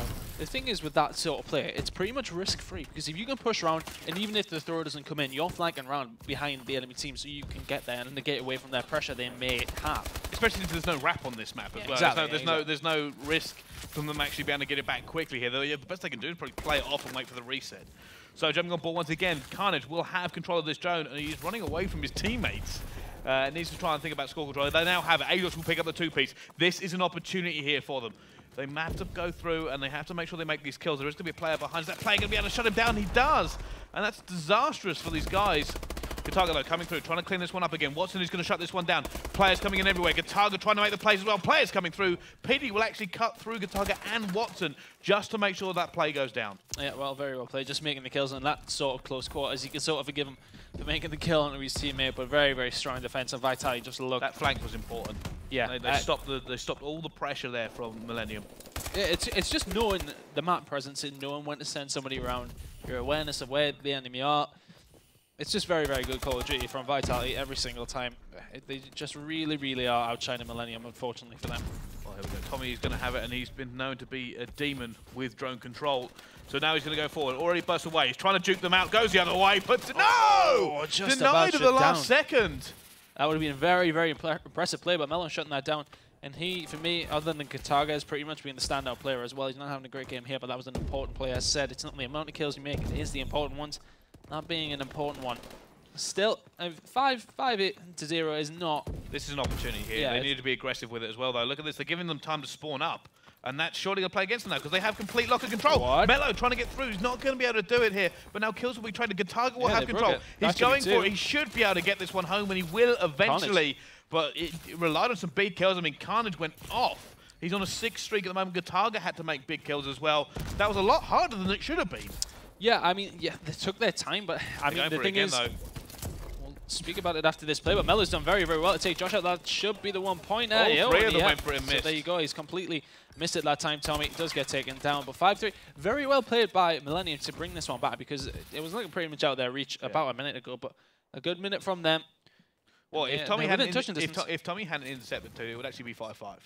So, I mean, and this is what I said, this is the opportunity maybe for them in school, and they had to make the difference this side, though, in my opinion. They have the ability to be explosive, to attack in a school. They have some good SMGs and that up-close presence. The other side, though, I'm not as confident as them. I think they maybe picked apart a little bit here. Yeah, I wouldn't be surprised if the 10 come in, if I'm honest. I just feel as if, let's see if they do the same thing again. If you can bring them out, but let's see if they can send the guy flank. They are going to send PD. PD's going to go that way. They're going to look for drone control. Now, obviously, the risk in this strategy is not having that extra gun on site. But there you go. He's going to be played off straight away. Josh just turns and burns and shuts down the player chasing him. And it has given the guys from Mortality a little bit of time to just kind of sit back, get back control, and not worry about it. And that's why you play it off in that scenario. Tommy with the grenade kill onto Gataga. PD last man momentarily, really just going to patrol around that drone site. And look at that. They don't even have more than 2 members up. Yeah, they're still looking for the control. They're so confident they let Tommy go get it. Yeah, we're going to just flood school. Yeah, if you can get control of that school, yes, great. If the enemy team do actually get a hold of the drone, it doesn't matter because you're in such close proximity that you can come back around. It's just a case of Vitality have figured out where the risk is and whether it's worth the reward. And most of the time, whatever play they're doing, it tends to be. I mean, they don't seem to make any completely risky plays. And even if they are, they're retrievable if you can't get it. But there you go, another point in there for Millenium, and that's very well worked by Mello. That's such a hard place if you haven't got somebody in that little elbow. You saw in the start of that run, you actually saw Mello looking to whether or not he was going to play it. He's like, I could play it, and he made the decision. He goes, nope, I'm going to elbow, I'm going past green, I'm going to try and make this work, and it did actually work for them. Watson, though, cleaning out pit for his teammate. Tommy is going to be looking to maybe play this off here because he doesn't really have the gun supporting him. He's going to go for patience, though. He will play it off eventually. He has played that off. It's exactly what he was looking for. He didn't have the support. He didn't have school control. He only had Watson pit. There was nowhere for him to really go unless some sort of incredible play came out. Well, PD has actually picked up a 2-piece in school, so he's just waiting on the rest of his team. Maybe getting up, getting a couple kills, and they do actually have control of the drone area. PD is pushed very aggressively out, so that's going to cause a distraction, meaning they're going to have to retract back, meaning that Vitality can push back. They don't have the numbers for this. This is going to be played out again. Watson's a good player. There we go. But it's again, they're setting up for the plays, and the risk is there for that play, but they're always in a position to say something about it if it doesn't pay off. Guns, bringing you into this here, I mean, what are your your analysis on this part of the game? I think Millenium deserve to be ahead now. It's 5-4. They've missed 2 1-pointers, and I just think like you can't do much about it when a player catches the ball. Like there's literally nothing more you can do about it. You did your best. I mean, it should be 6-4, but they've got to keep you fighting on and just keep the school control. If they keep the school control, they can get a garage. But no, he's going to go in for a 2-pointer here by the looks of it. It could be a couple as well because if Josh sets himself up here. And this is the difference, right? Look at the way they position themselves. They've kept enough bodies back to make sure it doesn't happen. They make sure that there's no overextension from them. They've got back just in time, and P's going to go for the relay, and he will relay that straight in. And all of a sudden, from being a 1-point game, it's now a 5-point game. Yeah, very, very quickly turn around. If you can get set up nicely and make those kills in control without that one guy who's pushed up, the thing is, he is causing so much distraction. They know he's there, so they're going to be pushing back, and even if they're not, they're aware that he's there, so they're always going to have to think about it. And then that's negated away from the pressure they've got in the middle. Tommy's going to pick up another brilliant kill there, so I mean, it's just absolutely ridiculous play from Vitality. And this is why I was saying they're running away from it now. I mean, this is why it could be the 10-pointer because they get set up. If it gets up in school, this can happen. This is ridiculous. They just keep reining it in now.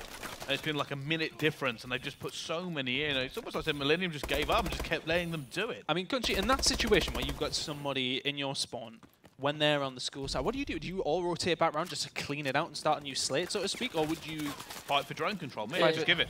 It depends really, because it's so hard when you're all dead and they have control of school and you all spawn green. It's hard what to do. I think the best play is to wrap back and concede, just concede the 2-pointer and then you know, work from your base upwards, yeah. Because when you're OE to the ball, it's just a massive risk. You could all just get picked off again, and you can still have no score control, and then you can keep on losing points. And we saw it just then. They've got 6 points off it on the bounce.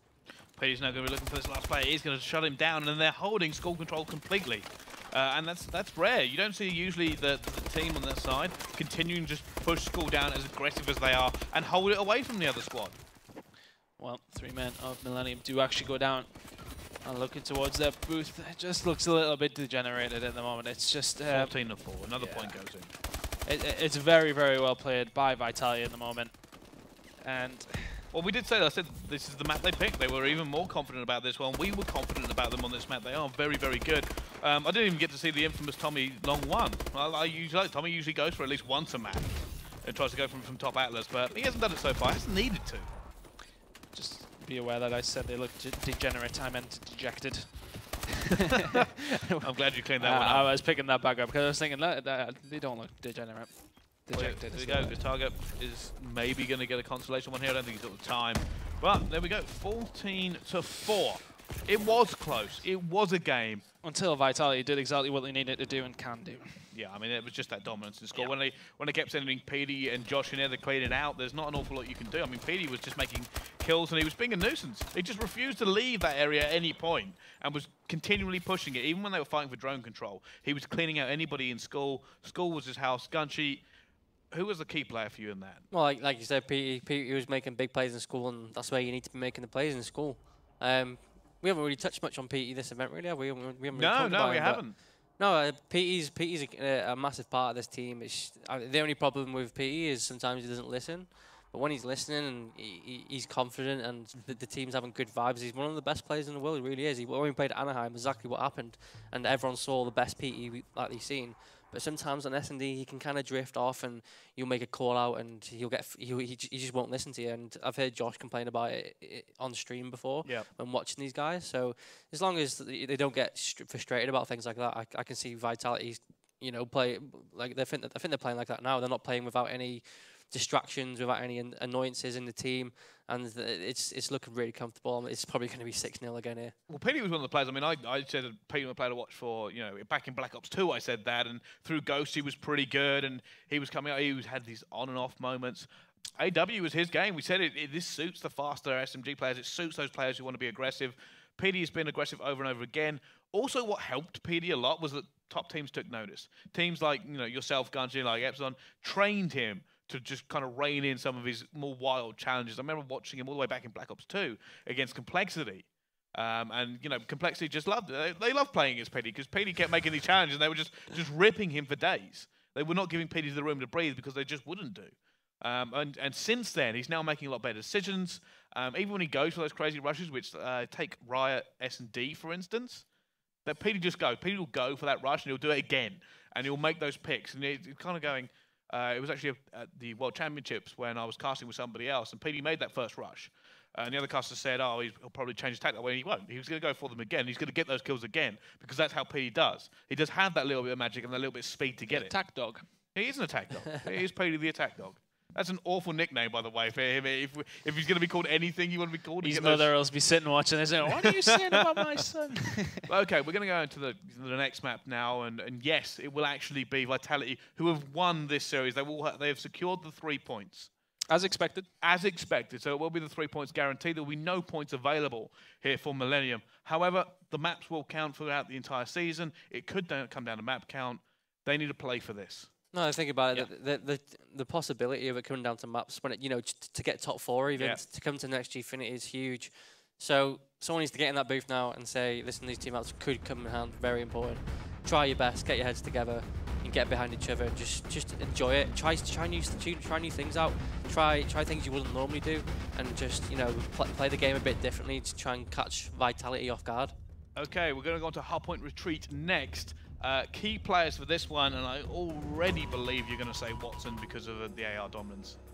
Oh yeah, Watson's he's been playing well this event as well. Ever since COD Champs, he's been on a roll. Like he was never like that standout player, but since then he's literally he had those flashes of magic, because I used to call him the Warlock. Yeah, Watson the Warlock, because he's just magic at times. What is with you and nicknames? I like a good nickname. I haven't got one myself, so we'll just make them up for everybody else. I've got a couple. Yeah, I'm sure you have. Well, once again, Gunchi will be giving his professional insight as we jump into this retreat hardpoint. Me and Tony are going to take the casting away, and we spoke about him so much, we better jump on board with Watson. Well, he's been the pick of the bunch where everyone sort of said the easier player to watch, because a lot of people want to see how he is actually performing in a team like this. So far, he's impressed me.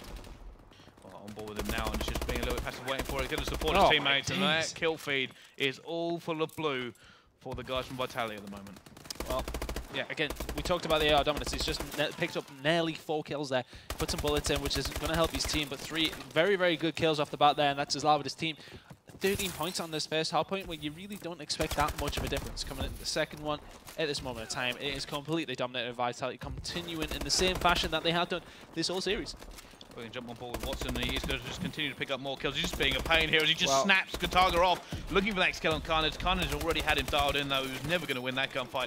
Now, Josh, going to be on the hard point here, just trying to make sure he covers his own back. He doesn't have that many teammates around him here. Will go down. That rotation will now come in. There should be a big battle here going on. Azox versus Watson. Well, who would you put your money on here at the moment? Because the way that Watson is playing, he's literally not missing shots. Watson at the back there, he's probably going to pick up this kill on Azox as well. I say that Azox wins the battle and does get the control at the back. Unfortunately, the rest of his team are absolutely nowhere to be seen, and it is going to be Vitality with the control. Well, here we go. Carnage looking for it now. He's trying to push through here. And you have just pointed out to me there, Mello has just come off 0 and 5. He's now 1 and 5. He's not really been able to get into this game so much so far in the first couple of hills. And consistency. We've seen him in the first map look very, very good. Now he's looking very average, unfortunately for him. I'm 1 to 6. I mean, we can't always count on the kills, but and we know we say don't necessarily talk about stats too much, but 1 and 7 with over a minute and a half gone is not impressive. And Azox now trying to stay alive here. His teammates will eventually pick it up for him, and that kill feed is now all in there. They should be able to. They should get the scrap time here. It does look like there might be one more push actually coming from Vitality to deny them that. None of them Watson's going to do it, and he's just going to do it for maybe 10 seconds. And he needs to make it. Oh, Azox just wild started him. Absolutely ruined him. Another thing to point out there, and Gunchi raised his hand up as well, because every single member of the Millenium squad pushed out when there was 10 seconds left. Yeah. And it's communication. That's all it is. It's just communication. Gun, so far, what have you been seeing in this map that it's kind of caught your eye? It's fairly even, but I can kind of tell that Millennium's heads are already down and out. Millennium's not the kind of Mello's not the kind of person to be dropping these kind of figures, so he must be a little bit gutted. A little bit gutted, yeah, and he's not playing to his full potential. But Vitality are just they'll be cruising, they'll be chilling out in the booth now. There'll be no pressure on them to perform, so they'll just be enjoying themselves. Yeah, it just seems like they're going to just cruise. And we've seen them do that before, and actually want to get into that kind of cruising, relaxed state. They still play fantastically well. They're a better team, actually. I think they're a lot better team. When they're more relaxed, the team just flows perfectly. You know, you say that, I'm looking down towards the booth, and Josh's mouth does not stop moving. So, you know, at the same time as this is an important map for Millennium, because they need every single map. It could potentially be very important for Vitality. You know, at the end of the day, they're going to be one of the teams challenging for the top place in this. And it could come down to map difference. It could. I really rate Josh as well, by the way. Yeah, I mean, his communication is a massive strong point of his, but he's actually been stepping it up in terms of just slaying power. But speaking of slaying power, Tommy's 17 and 9 at the moment, running that AR. And you know what? He's doing really well this series as well here. I mean, Tommy, for me, this game has just been more consistent than anything. He's done some game-changing moves, and he's very, very clever in S&D and uplink. We don't expect him to be just dropping the hammer, which seems to be what he's been doing this series. Yeah, playing very, very well. I mean, everyone remembers when Josh came into the scene and what a time to be alive that was. Well, the loudest little man in esports. The best thing I've ever seen. Well, jumping on board now, we're actually going to go on board with Millennium for a little while here. This game is still very, very close. And considering, you know, seeing how it's been going back and forth here, yeah, it's probably closer than I thought it would have been. I mean, tell me if I'm right, I do believe this is actually Millennium's pick-up map. So, I mean, clearly it does seem as if they are confident on it. At this moment in time, they are behind by about 9 points. Well, this is the hill that people frequently refer to as Money Hill. It is a little bit easier to hold. So you can see whether or not they can get a commanding lead here, the team from Vitality. Josh will pick up 2. Looks like they're just trying to push them out here. Now Gfinity is going to have to engage. He's going to see Carnage. Doesn't hit a shot there. I didn't see any hit markers. Will go down as well, and that has been cleaned out. Opportunity now from the guys from Vitality to really come back into this. Well, as I said, if you can get set up in this area, you can really get some points down on the bottom. Money point exactly. And let's see what Melo can do from this position, because he's got the SMG. He is going to be able to kill, but it doesn't actually matter because the rest of his team are actually picking up the kills around the hardpoint. And it's something we haven't necessarily seen Millenium do so far. They all seem to be very confined towards the actual hardpoint. They've caught right up now and are actually in the lead, but at the same time they've expanded out there and it worked for them. So maybe that's something they need to look at and say, right, okay, that worked for us there. We're now in the lead. Let's see if we can do this on the next half. It was go at the halfway mark. They have a lead. All right, Guns, bringing you back into this. I mean, yes, that was Money Hill, and they held it. They've come straight back into it, now in the lead. Yeah, it's the first time I've seen Millenium come in the lead now, so let's see if they can actually move forward and carry the momentum for the rest of this game.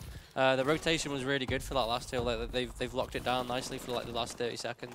Considering, go on, yeah, no, go on, you carry on. Considering Melo was 1-7 now, pick it up nearly, you know, at neutral. He's obviously stepped his game up a little bit. Maybe that's helping his team out. But the rest of the team, as you said, seem to be performing a little bit better. I say that as they haven't picked up a point in the last 30 seconds, but you know, Vitality stepped it up. Yeah, they have. I mean, Vitality do not want to drop there, but you know, it's a great momentum shift actually for the guys from Millenium to go ahead. May just pick them up enough to give them the fire to actually win this map out. But jumping on board with Carnage now, as we can see him on the sticks, will pick up that first kill. They're going to be looking for this rotation any second now, and it looks like they're now going to go for it. Carnage will be the man trying to hold this down. He's going to be looking for this rotation kill, and that's so important. It's not just getting there first, you have to stay there first.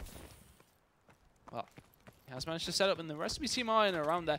And, you know, we did see Vitality, all four of them sitting back there to try and pick up those final few points. Not really something we tend to see from them. We tend to see one guy back there, and this is from all teams just in general, one guy back there picking up those final scraps, and the rest of you pushing forward. They all push forward as a unit, and they haven't necessarily been able to break this. There's been a few points on the board from Millenium, and Guitarga's having another good game here. 24-23.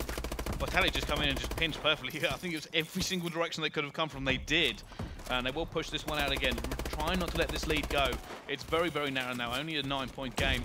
Tommy, though, trying to stay alive. There's going to be more players coming against him here. He does have some reinforcements from his team. Will pick up one as well. Jumping to the side, looking for the two-piece. Does manage to pick that up. Looking for the third and shut them down. The game changer will sweep Millenium out of this hill. He does eventually get shut down by Guitarga, who picked up 2 kills there. So that was good work by him to try and break through Tommy's absolute dominance around that area there. That was fantastic work by him. 28 and 18 at the moment, really lighting up that scoreboard. Seeing Petty here trying to just push forward now as they go for this rotation. Late rotation, but that could be a flank. It's going to be Josh. Josh is going to try and take this away here. He's going to be looking for maybe 1 or 2 kills, just maybe to give his team a little bit of support as they push forward. Does get it. Tommy will pick up another one there. The split so effective from the guys on Vitality. Yeah, I mean, they just seem to literally break in every single time Millenium get a stronghold at any point. This is one of them ones, this hard point, where you really need to expand out because there's so many different directions people can go. Well, there's 4 different directions people can come in, so you need to push out every single direction and hold it down. It's a hard one to hold, as we can see, because Millenium got control of it once again. It's hard to hold if you can't push it out. I mean, this one that currently Vitality in is a little bit better, and if you can't push it out, getting in here is a nightmare. There's so many hidey holes, there's so many places people can be. Not in that, but they frequently, you know, dashing through the air. It can be very, very difficult when you move into it. So it's not always the easiest one to get points on here. Yeah. The thing is that the spawn points are so close to them as well. Even if you clear 4 members out, they'll be back on you within a couple of seconds with the speed of Advanced Warfare. So it's a hard one to call, but we move on to these next 2, which are easily the most important in the hard point. Well, you know what? I think Millenium, what they need to do here is get these points. And the reason they need to get as many points as possible from this hill is, yes, they're behind, but they just want to equal it up as close as they can for the money hill. No, they're not going to go ahead at this point. No, they're not going to win it off this point. But if they can try and get that gap down and get a good rotation again, they could come back into this. You know, they made some decent points on this one, actually, considering where the point is. It's a hard one again to hold down. So, yeah, you've got to take your hat off to them. They have actually been over 10 or 15 points there, and they're only around 10 behind. Go around to Money Hill at the end there. It's going to be a close game, whatever happens on this hard point, because there's still 20 seconds left on it. Whoever gets it is not going to be able to touch it. They can do with the scrap time to tie it up a little bit. They don't want to have to rely on the perfect rotation again. Petey's going to come in here. They are going to get this one. Petey's going to try and stop this. They don't want to give him the scrap time. Petey trying to get it, and Guitarga will shut him down. That could be a massive play from Guitarga to get the scrap time. Tommy will clean it up, though, and here we go. Time for the last hill. The rotations are coming in, and Azox will drop. Josh is going to be first in. He's on his own, though, and he has actually been shut down by Carnage. So Millenium have actually getting the better spawn here as well. They can all rush up there and try and push out. Try and pick up a couple of kills. Tommy picks up 2 there, though, and that's really going to be a detriment towards Millenium. Here they come. Here comes the flood. About to catch up. Yeah, Guitarga going to have to stay alive. I would have stayed inside that stairwell. Melo's picked up a kill. It has Petey as well. 2 kills for him there as well. Are they going to be able to clean up? Carnage is going to get the kill on the water, but Petey has just picked up 3. And that is probably going to give you the game now. It's only about 15 points in it. But realistically, are Millenium breaking this? No, I can't see them breaking it at all, and it has actually just been game over. That's a fantastic play by them. And you know what? You got to say, it looked hopeful there from Millenium for quite a while. But Vitality just played on their strengths. You know what? We'll wait. I mean, Tommy picked up 2 big kills, like you said. He took away the reinforcements, and then they flooded. They got in. PD did some big work as well. Watson was supporting him, and they would go away with it. I mean, but look, Tommy dropped 45 kills on that map. I mean, the difference is between these two teams. Yes, okay, it's great for having Tommy doing those all these kills. I mean, it's great. But every single time you've seen Vitality, not inside the hardpoint, and Millenium had a nice setup. Vitality would be like, oh, it doesn't matter because we're going to pinch, because they just their pinching ability is so much better. I wouldn't be surprised to say that, apart from maybe the first few rotations, that may be the best Millenium have played all series. Yeah, I wouldn't argue that. I wouldn't argue that because they looked within touching distance. Well, they were within touching distance all the way. They were just about the first ones there, and I just don't think they had that extra second they needed to set up.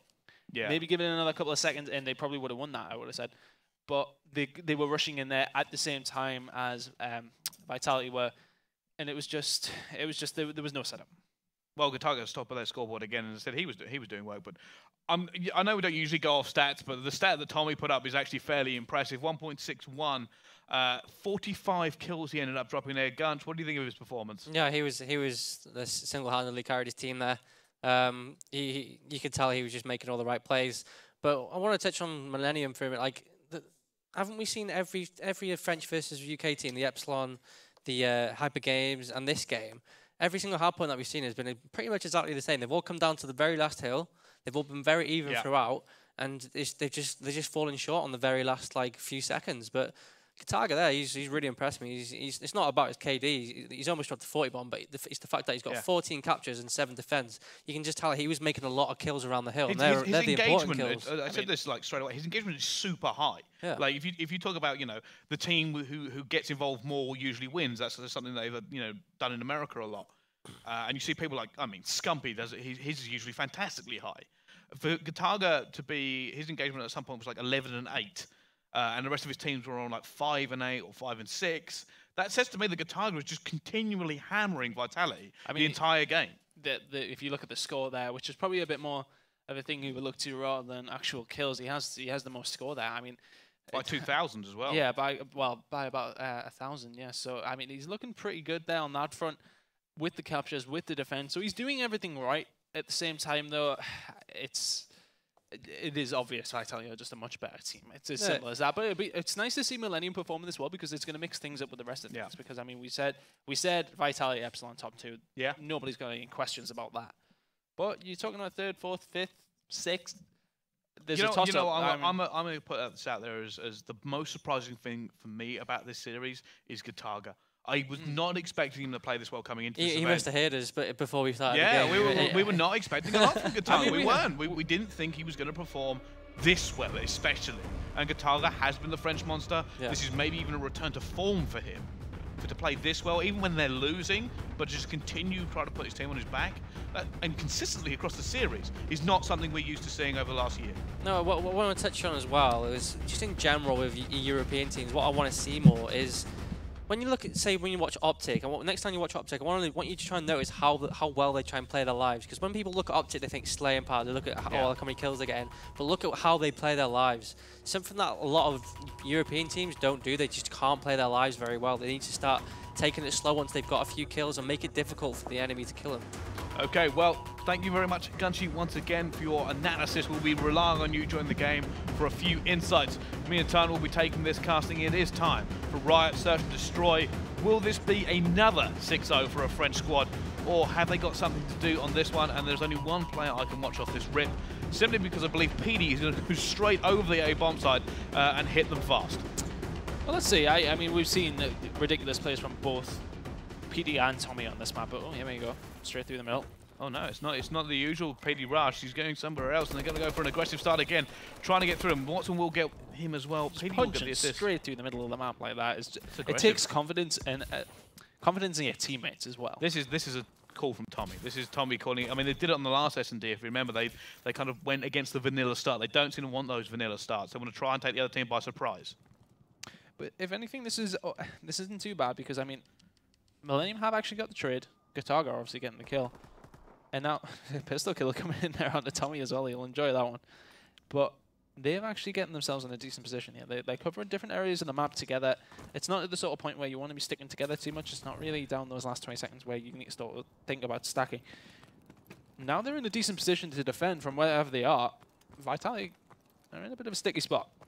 They are, Watson. They need to make a kill here, and you can see that Millenium veterans, they're just keeping away. They're not engaging. They're not moving around too much. They're waiting to see if anybody makes a mistake. Problem being here is that the clock's going to absolutely ruin, and Watson needs to make this. Is going to go down.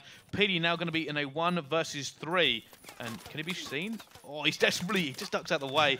Not going to be enough. We'll not get a bomb plant, and it will be 1-0 now to Millenium. Good opportunity for them here to actually, like I said, take this map. This is where they could do it. I mean, if they're going to play strong as they are, they could do something. Yeah, as I was saying, straight up the rush there was very, very good start. Yeah. By Vitality, they punched straight through, but it seemed as if they were a bit indecisive. Yeah. We seen the bomb carrier push towards B, but they didn't really have any follow up from that. I mean, they should have had guys in around there, push out just that little bit, get the bomb down. It's probably round over. The reason that kind of works that way sometimes is when you make that first kill mid. Where do you go? If you go out through fire, there could be anybody watching that. Look you at go this. out, you go any single way, left, right, or forward, you will get taken out. PD though going for a rush will take down that sniper of Gataga straight away.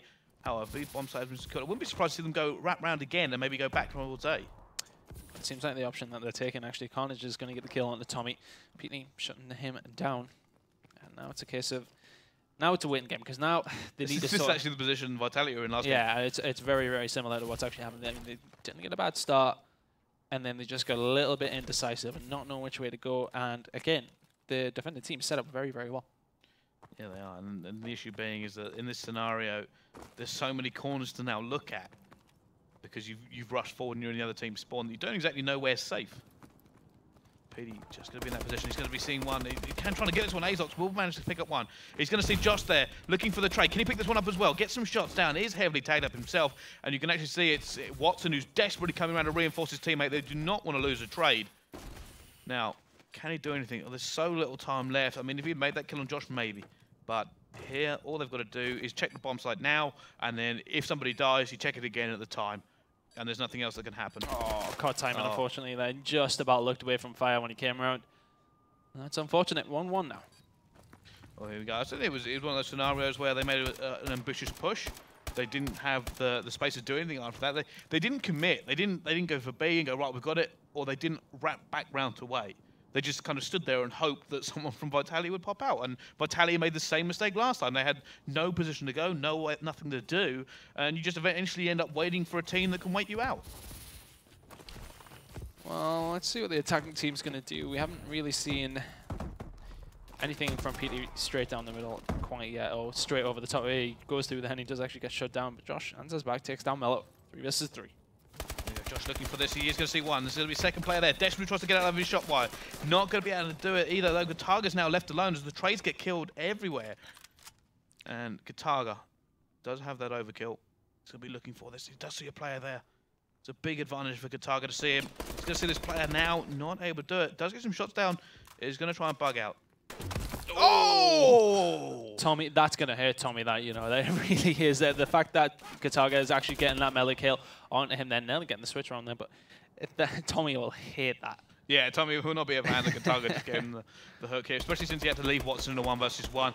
But Watson converts it, manages to get Gataga, who was actually quite badly tagged up, and wasn't able to kind of slide out of the way here. 2-1 now for Vitality against Millenium. Well, it's once again going the way that we thought. I mean, it wasn't exactly a bold prediction that we made on Vitality to go away with this one, but they've really shown up here, very much so. But Millenium, once again, as we have talked about, haven't looked that bad. You know, they can go on and potentially finish in the top 3, 4, 5 in the Gfinity EU Pro League. Well, the target gets that snub. We'll get the first one. French Monster locking it down is what we were waiting for from him. He does like to use that sniper. That bomb should go down as well. There is a massive flank coming in. It's going to be Carnage. You just absolutely destroyed him. Little bit of disrespect onto Tommy.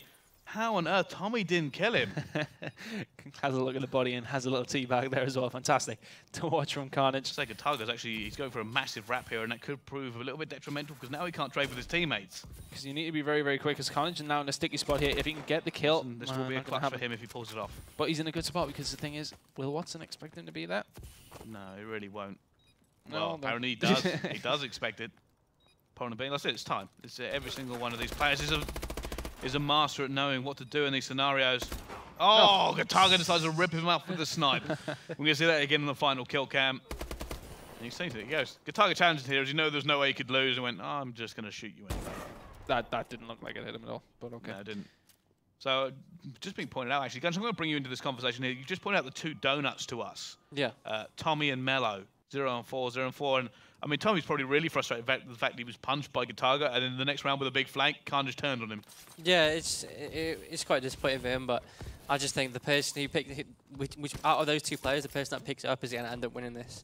Also, it's constantly, every time I watch this map, it's always the team that's attacking that wins the round. So if you do manage to win in the defense, I mean, you've got a huge chance of winning, and that's what you should look out here. For the first team to win the defense, has got a massive chance to win the map.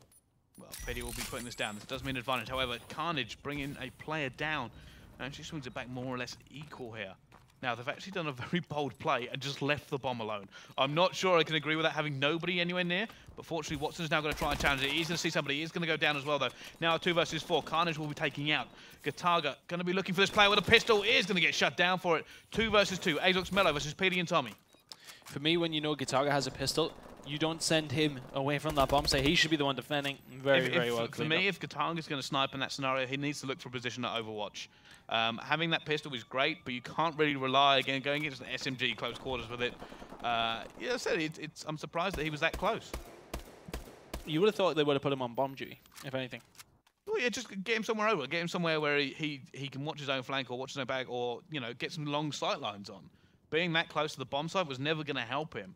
I mean, yes, he's a fantastic sniper, but you don't really want to go into 1v1 point blank with a sniper. No. Well, 3-2 now to Vitality. And it's been a close S&D. Has been a look at this defense from them, actually. Watson and Co just pushing all the way around the back. Watson picks up a 2-piece, does get shut down by Carnage, who's got some work to do now, and he is actually going to pick up the second as well, so good work by him. And he's going to get away. And they've just completely swapped sides of the map. No, he has. Mello is now in a 1 versus 2. And I don't really rate his chances, considering he hasn't got the bomb, and Josh is right next to it. He's going to have to challenge Josh for this. I mean, this is actually a decent bit of cover he's got, and he will be able to take this down. It's now Tommy versus Mello. Both of these players were on the donut just a few rounds ago. Who will win this one? It could very well determine who ends up winning this. I mean, it's either 4-2 or 3-3. Now, can he go get this bomb? 40 seconds left. Best way to do it. Very, very tense between these two. Does need to pick this bomb up, though, to give him the options. He's now got it. Now, does he go A or B? If he goes A, he will come against Tommy. He's going to look for it now, and he's going to see Tommy as well. Tommy's going to be shot in the back, surely. Unless there's something happens here. He didn't take his shot twice and will eventually pick it up. That's one of them ones where your teammates are watching you and saying nothing. Yeah. Because it's just... Yeah, Tommy's in that position where he hasn't got a clue. At the same time, he could have planted that bomb and went with a risky play, but I agree with that play. I agree with that. Well, I think he would have planted if he hadn't seen Tommy in that position. Yeah. He would have probably checked maybe up top, just had a quick look, and then gone for the plant. But, I mean, it's COD timing 101 when Tommy was just running away up the stairs, and he followed him. It's one of them ones where it was just lasting a little bit longer than it could have, because... He wanted a clean shot. He wanted a clean shot, and he got it. And now Josh will pick up the first blood in this next round. Gataaga will answer back, trading that away. And there has been a big flank go on. It's going to be Watson who actually has to watch the flank here. He's got a PDW. It's going to be coming up close. Surely to see a play here. He's going to go down as well. Now 2 versus 2. Neither of these teams seem to be able to win these rounds dominantly. Gunch, what are you seeing from both squads? It's constantly coming down to 2v1s, 1v1s. Like, literally, the past 4 rounds have just been back and forth. Just there's not, like you said, there's not been one dominant round. This is going to be a big kill. There you go. Pete in a 1v1 against Carnage. Carnage is currently 9 and 5, so he's going to chase the kill. Typical Frenchman, and he gets punished for it because he chased the kill. Well, there you go. He's laying down the law here. He did move quite quickly there, rather than trying to play any sort of defense or wait it out a bit. He just went straight for him, and he will get punished for it there. Petey's doing fantastic, though. 9 and 5. Gunch being quite critical of the French. There's no nonsense, is there? That's it. Stop playing as a player, and he's just going to let loose on anybody he sees not playing well. Let's jump on board, though, with the French this time round. It's going to be Carnage we're going to jump on board with. 9 and 6 currently. Let's see what he can do here. Priming that nade, looking for the pre-nade. He might get his own teammate with that, actually. Well, that was actually quite close, a little bit closer than he probably wanted it to be as well. Now, both teams are now looking for position here. Of course, the guys in Millennium have lost one. Gataga will equal it back up, though. And this is a little bit of a slower play from them. That's got to be Tommy on the flank, and he is. Will it work out for him this time? It hasn't been going great. Well, he's slowing things down just a little bit, and his teammate is actually under fire at the back there. I'm going to feel on that member of Millennium is going to get pinched out eventually. Yeah, that's Gataga going to go down. Now, Millennium have actually waited quite a while to not plant this bomb. They've been waiting for a push where there's no players anywhere near them. Of course, they can't know this. But you would have hoped they would have thought about committing to something here, especially since now they're in a numerical disadvantage.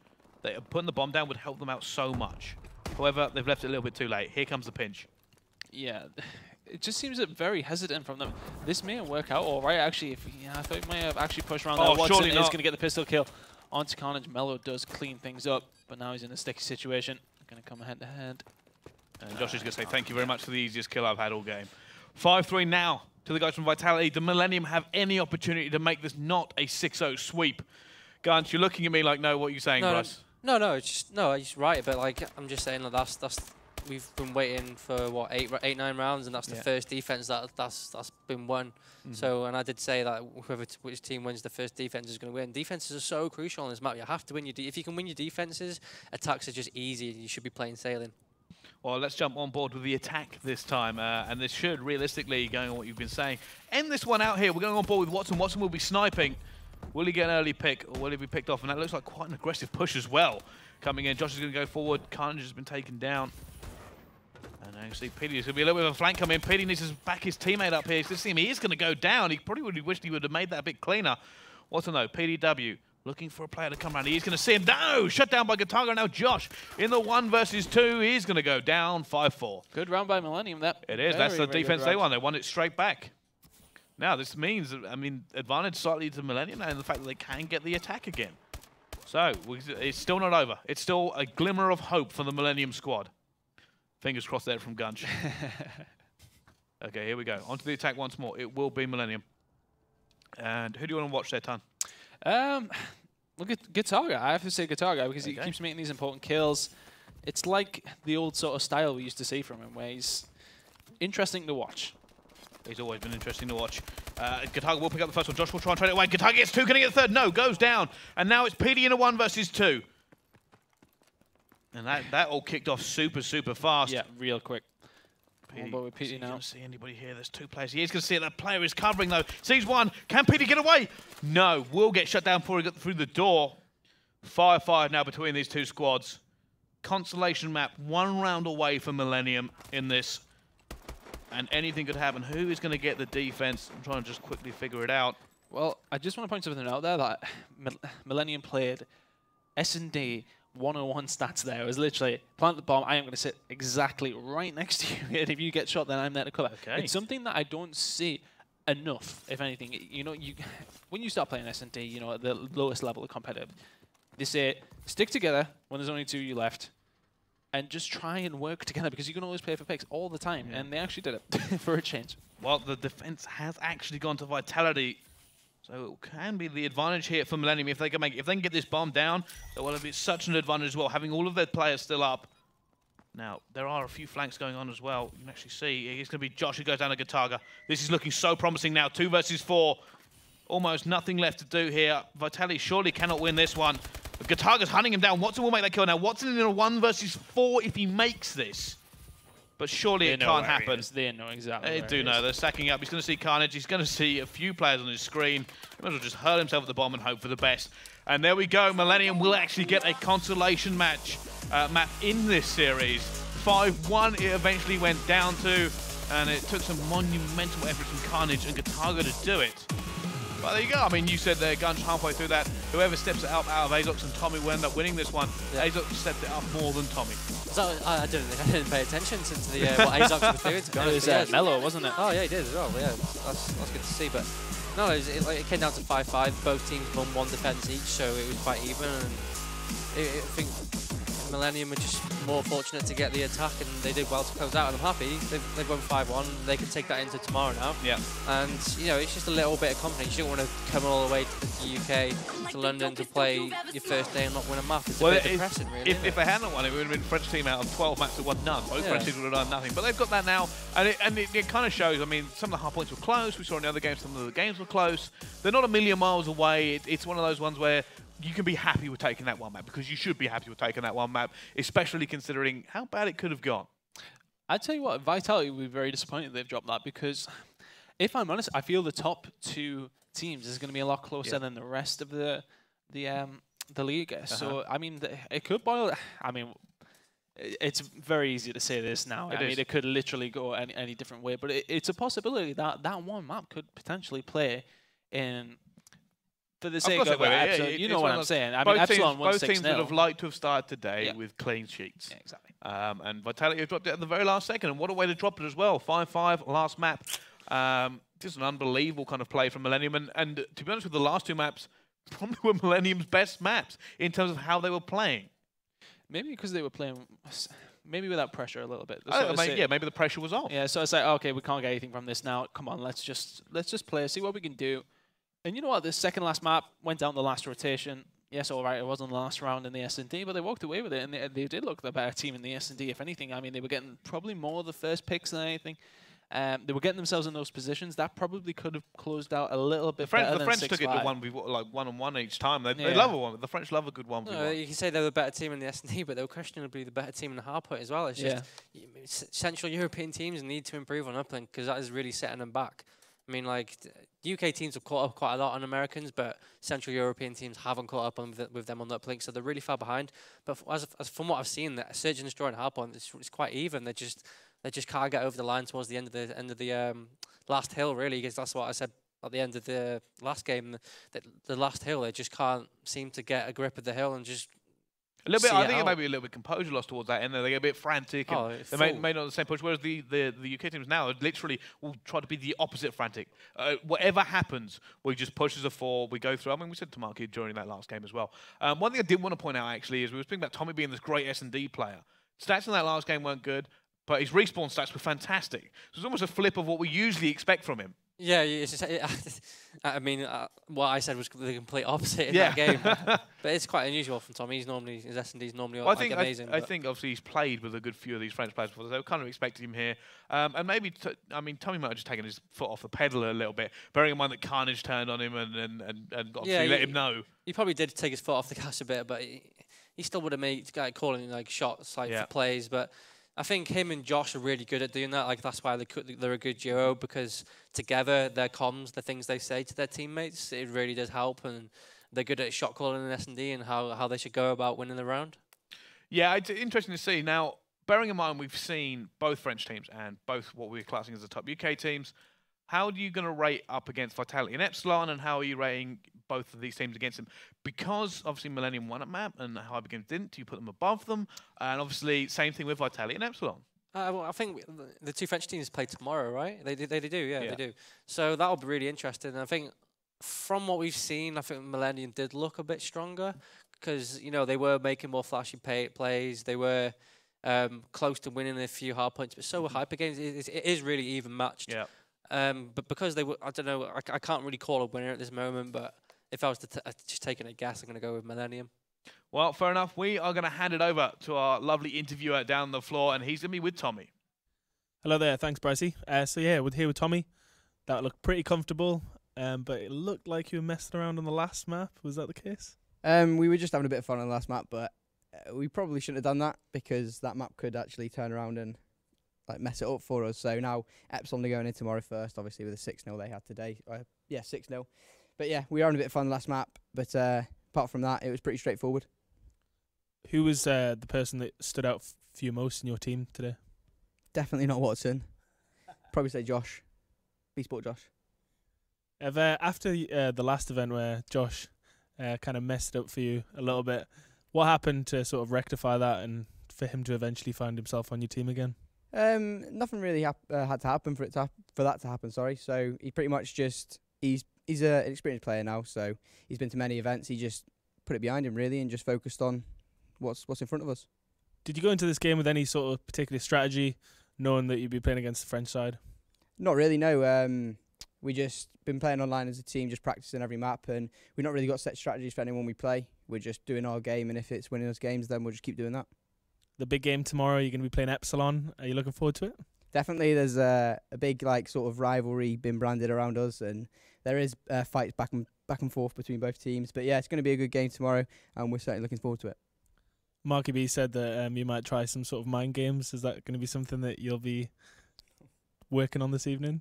No, definitely not. We don't do any mind games. The only guy that just trash talks really or does any of that is the one sitting right there. Watson, that is. Yeah. Going into the game tomorrow, obviously it's going to be a pretty important. Whoever comes out top will essentially be top of the league, just purely on maps. Yeah. What are you looking forward to the most about playing that team? I just want to show that we are the better team and we are the best team in Europe right now. So we just want to go out there tomorrow and just show what we can do. Hopefully play our best game and just potentially 6-0 them. We're not by all means looking thinking we will 6-0 them, but that's the aim. Okay, perfect. So we're going to go back to the studio now. This has been Tommy from Vitality. He's obviously got a big game tomorrow against the Epsilon team, but back to the studio with Brycey and co. Thank you very much, Mike. So, Tommy says he's not playing mind games and then predicts he could 6-0 them. It's classic, Tommy. You know, we say, I'm not playing mind games, but they're all absolutely terrible, and we're going to 6-0 them. It's mind games. No, it is, yeah. But I'm just trying to think of ways how it's going to go. It's an interesting because it is a big game tomorrow, and we've been hoping it up since the start because it's a game where when everybody's talking about it at the beginning and it's not for another 2 days, you know it's gonna live up to its hype. And like I said, this is a chance for both teams to cement themselves as the best team in Europe, at least for a while, because they're rated 1 and 2 in my opinion right now. Because obviously TCM are absent, they're over in the States. So it's a big game, and obviously they're going to be looking at it here. They're going to go over a lot of strategy. I'm guaranteed tonight they will have looked over the games that have been played here, and I guarantee Epsilon will do the same thing. And they're going to be ready for them. We're going to be looking at, how do we take this team down? Where do we need to strengthen up anything on land? Like I said, both of these new squads. You know what? I actually quite like having just a European tournament because for a while, we haven't actually had any sort of European competition. It's mostly literally been Americans are here, whoever finishes, top of the European teams is the best team in Europe. But now it's like actually they're going head-to-head, and it's nice to see who is actually going to come out on top. Like a European event, the best team is the best team in Europe, and it's hard to really distinguish against that. Yeah, it is, and I think that's why tomorrow is so important for both these squads. Yeah. Not only because of how well it will kind of relate to their league run, because obviously, as I said, whoever wins tomorrow, as long as they don't mess up down during the league, they should be fine to kind of win it. And that's what they're looking for here. So, yeah, both teams will want to win. A draw for both teams I actually think would be bad. I don't think either of them want to draw at all. No, because then it starts going down the maps. Yeah. Yeah, because realistically, you would expect them to win the rest of their games. Yes. I mean, it's not written in stone. But, you look at the rest of the teams. Another way that may be more interesting because it means that both teams have to really think about we need every map here. It doesn't matter how bad we're doing. It doesn't matter if we've won. At no point can we afford to take our foot off the pedal. Like Tommy said in that last interview, we may have messed around a little bit there. But imagine that comes back to haunt them now at the end of it. As well. It's like, no, we don't want to be doing that. I think the main battle for me is mental games. It's like if Epsilon can win, if they can win maps like the first 2 maps, say, and keep Watson and PT quiet, Josh and Tommy are going to have a few things to say to them. And it could go on a downward spiral from there. But if they don't get on their backs and put unneeded pressure on their teammates, then it could be a close battle in that. But it could work the other way as well with Rated and Reedy and Marky and that. They could get annoyed with each other. Yeah, I was going to say it's the same way the other way, right? I mean, not for Marky. I mean, Marky will never shut up. You can't get that guy to stop talking ever. But it's a great thing for Marky. That's why he's a leader, right? He will try to pump his team up almost every single time. But the rest of that squad, you are right. You've got to wonder, both squads have that opportunity to maybe put their heads down a little bit more. And with that quality of competition, you can't even let off 1%. No, yeah, it just reminds me of regionals, to be honest, where we got off to a horrible start, 2 maps down, and we weren't getting on each other's back, but we were just so mad that things played out how it did. And if we see something similar tomorrow, the team that's going 2-0 up or 3-0 up, I think they'll win easily. I imagine tomorrow, if one of the teams goes 3-0 up, and the game's already over, or they have to play for a tie. I wonder how they're going to respond if if they know they're playing for a draw, or if they know they're just playing for a few maps. It would just be interesting to see if they're still putting in the full maximum effort. Yeah, I completely agree with that. Actually, it's one of these ones where we're going to see both these squads. Like I said, there was so much on the line, even though it's just a league game. The fact that there's actually all this pride, the bragging rights, it's the first land that they're going to face in a while. Like I said, it's quite a lot on the game, and they're going to really be focusing on it tonight. No, yeah, they'll be going over, they'll be talking about it constantly. It's been in preparation for them for weeks. They've been thinking about this for a long time. But no, they've just got to come in tomorrow, get warming up, and just be confident with themselves. Make sure there's good vibes amongst themselves. And just get in the booth and get that. Once you've got that first map underway, there'll be no nerves whatsoever. It would just be full concentration mode. Well, certainly so. Well, we're going to have a quick look at how the rest of today has gone in terms of the graphics and the bracket. How does the league currently look as it's going to go down here? You can see Epsilon will top it there with 3 points and the +6 ratio. Vitality just behind them after we just saw them drop that last map. Then you've got Infused, Gamers 2, Over Gaming Club, VWS, Millenium, and Hyper Games sitting right at the bottom here. Interestingly enough, that draw has actually brought the both Spanish teams off of the bottom of that leaderboard. No, but they've still got to play, obviously, all the better teams. But yeah, that's probably the best. They might as well take a photo of that now because that's the highest they'll be getting. Oh wow! Putting them on blast. Actually, just firing shots at the Spanish They're just team sitting there. in front of us. No, but like on paper, I agree with what you're saying. I just maybe might no, use some obviously, subtlety or some I should have said tact they should be taking a photo of it. Like I didn't mean it. I was just trying to bring some humor. Don't back it. down now. It was entertaining to say the least. But I get with what you were meaning there is the fact that we're not predicting them to come the highest in the league. No, but I'm going to make. Okay, I've just said that, but tomorrow I'm going to make my true judgment on the Spanish teams. Yeah, we've got to see their benchmark against everyone else. Yeah, we've got to see how they get on against the other teams, and if they do well, I mean, I'm going to be saying that they're going to make out one of them's going to make out a relegation. I don't think both of them will make out a relegation. No, I agree. I just can't see it happening. I agree with you there. I can't see both of these teams missing relegation. Yeah. Even at this early stage, at the start of the season, we're both all kind of going, no, there are a lot of good teams in this league. We can't see both of you getting out. And if they do, that means some of these other teams we wouldn't have expected to get relegated will do. So it's interesting to see how the league's going to play out. I mean, realistically, if you look at that, aside from the Spanish teams, who do you see? I've got some of them in my mind who I see probably down there. I mean, I don't know what your opinions are on that. So now, basically, we've been saying, maybe Hyper Games or Millenium, like I said, and they are currently down there at the bottom. I think we're both wondering, how do they stack up in terms of each other? I'm really looking forward to it. I think we actually got that game tomorrow. I believe French teams actually play each other tomorrow. So that's how our kind of predictions are going. Guys, thank you so much for watching so far. It's been an awesome first day. We've had some incredible series as well. And you know what? Thank you so much for watching. 4 more games tomorrow. Join us then.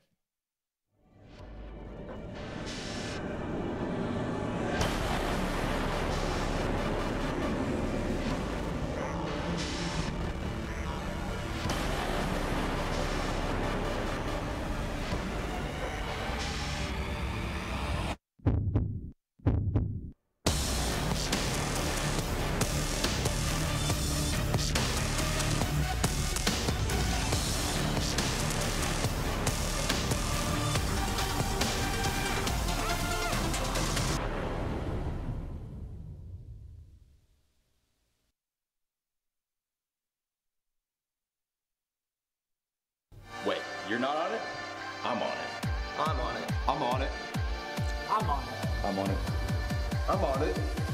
Where are you at?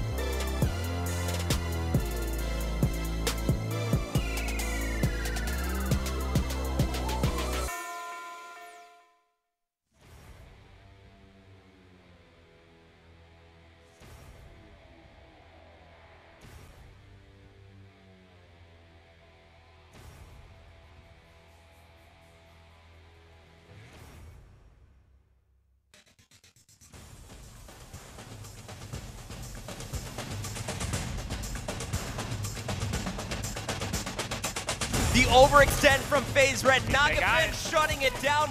Remy putting it in at the half. 2-1.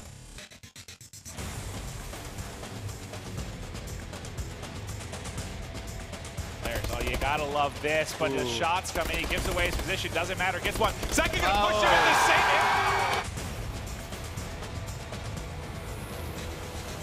After a game dominated by defense, it's Aches against Nade, and your round-ending kill cam.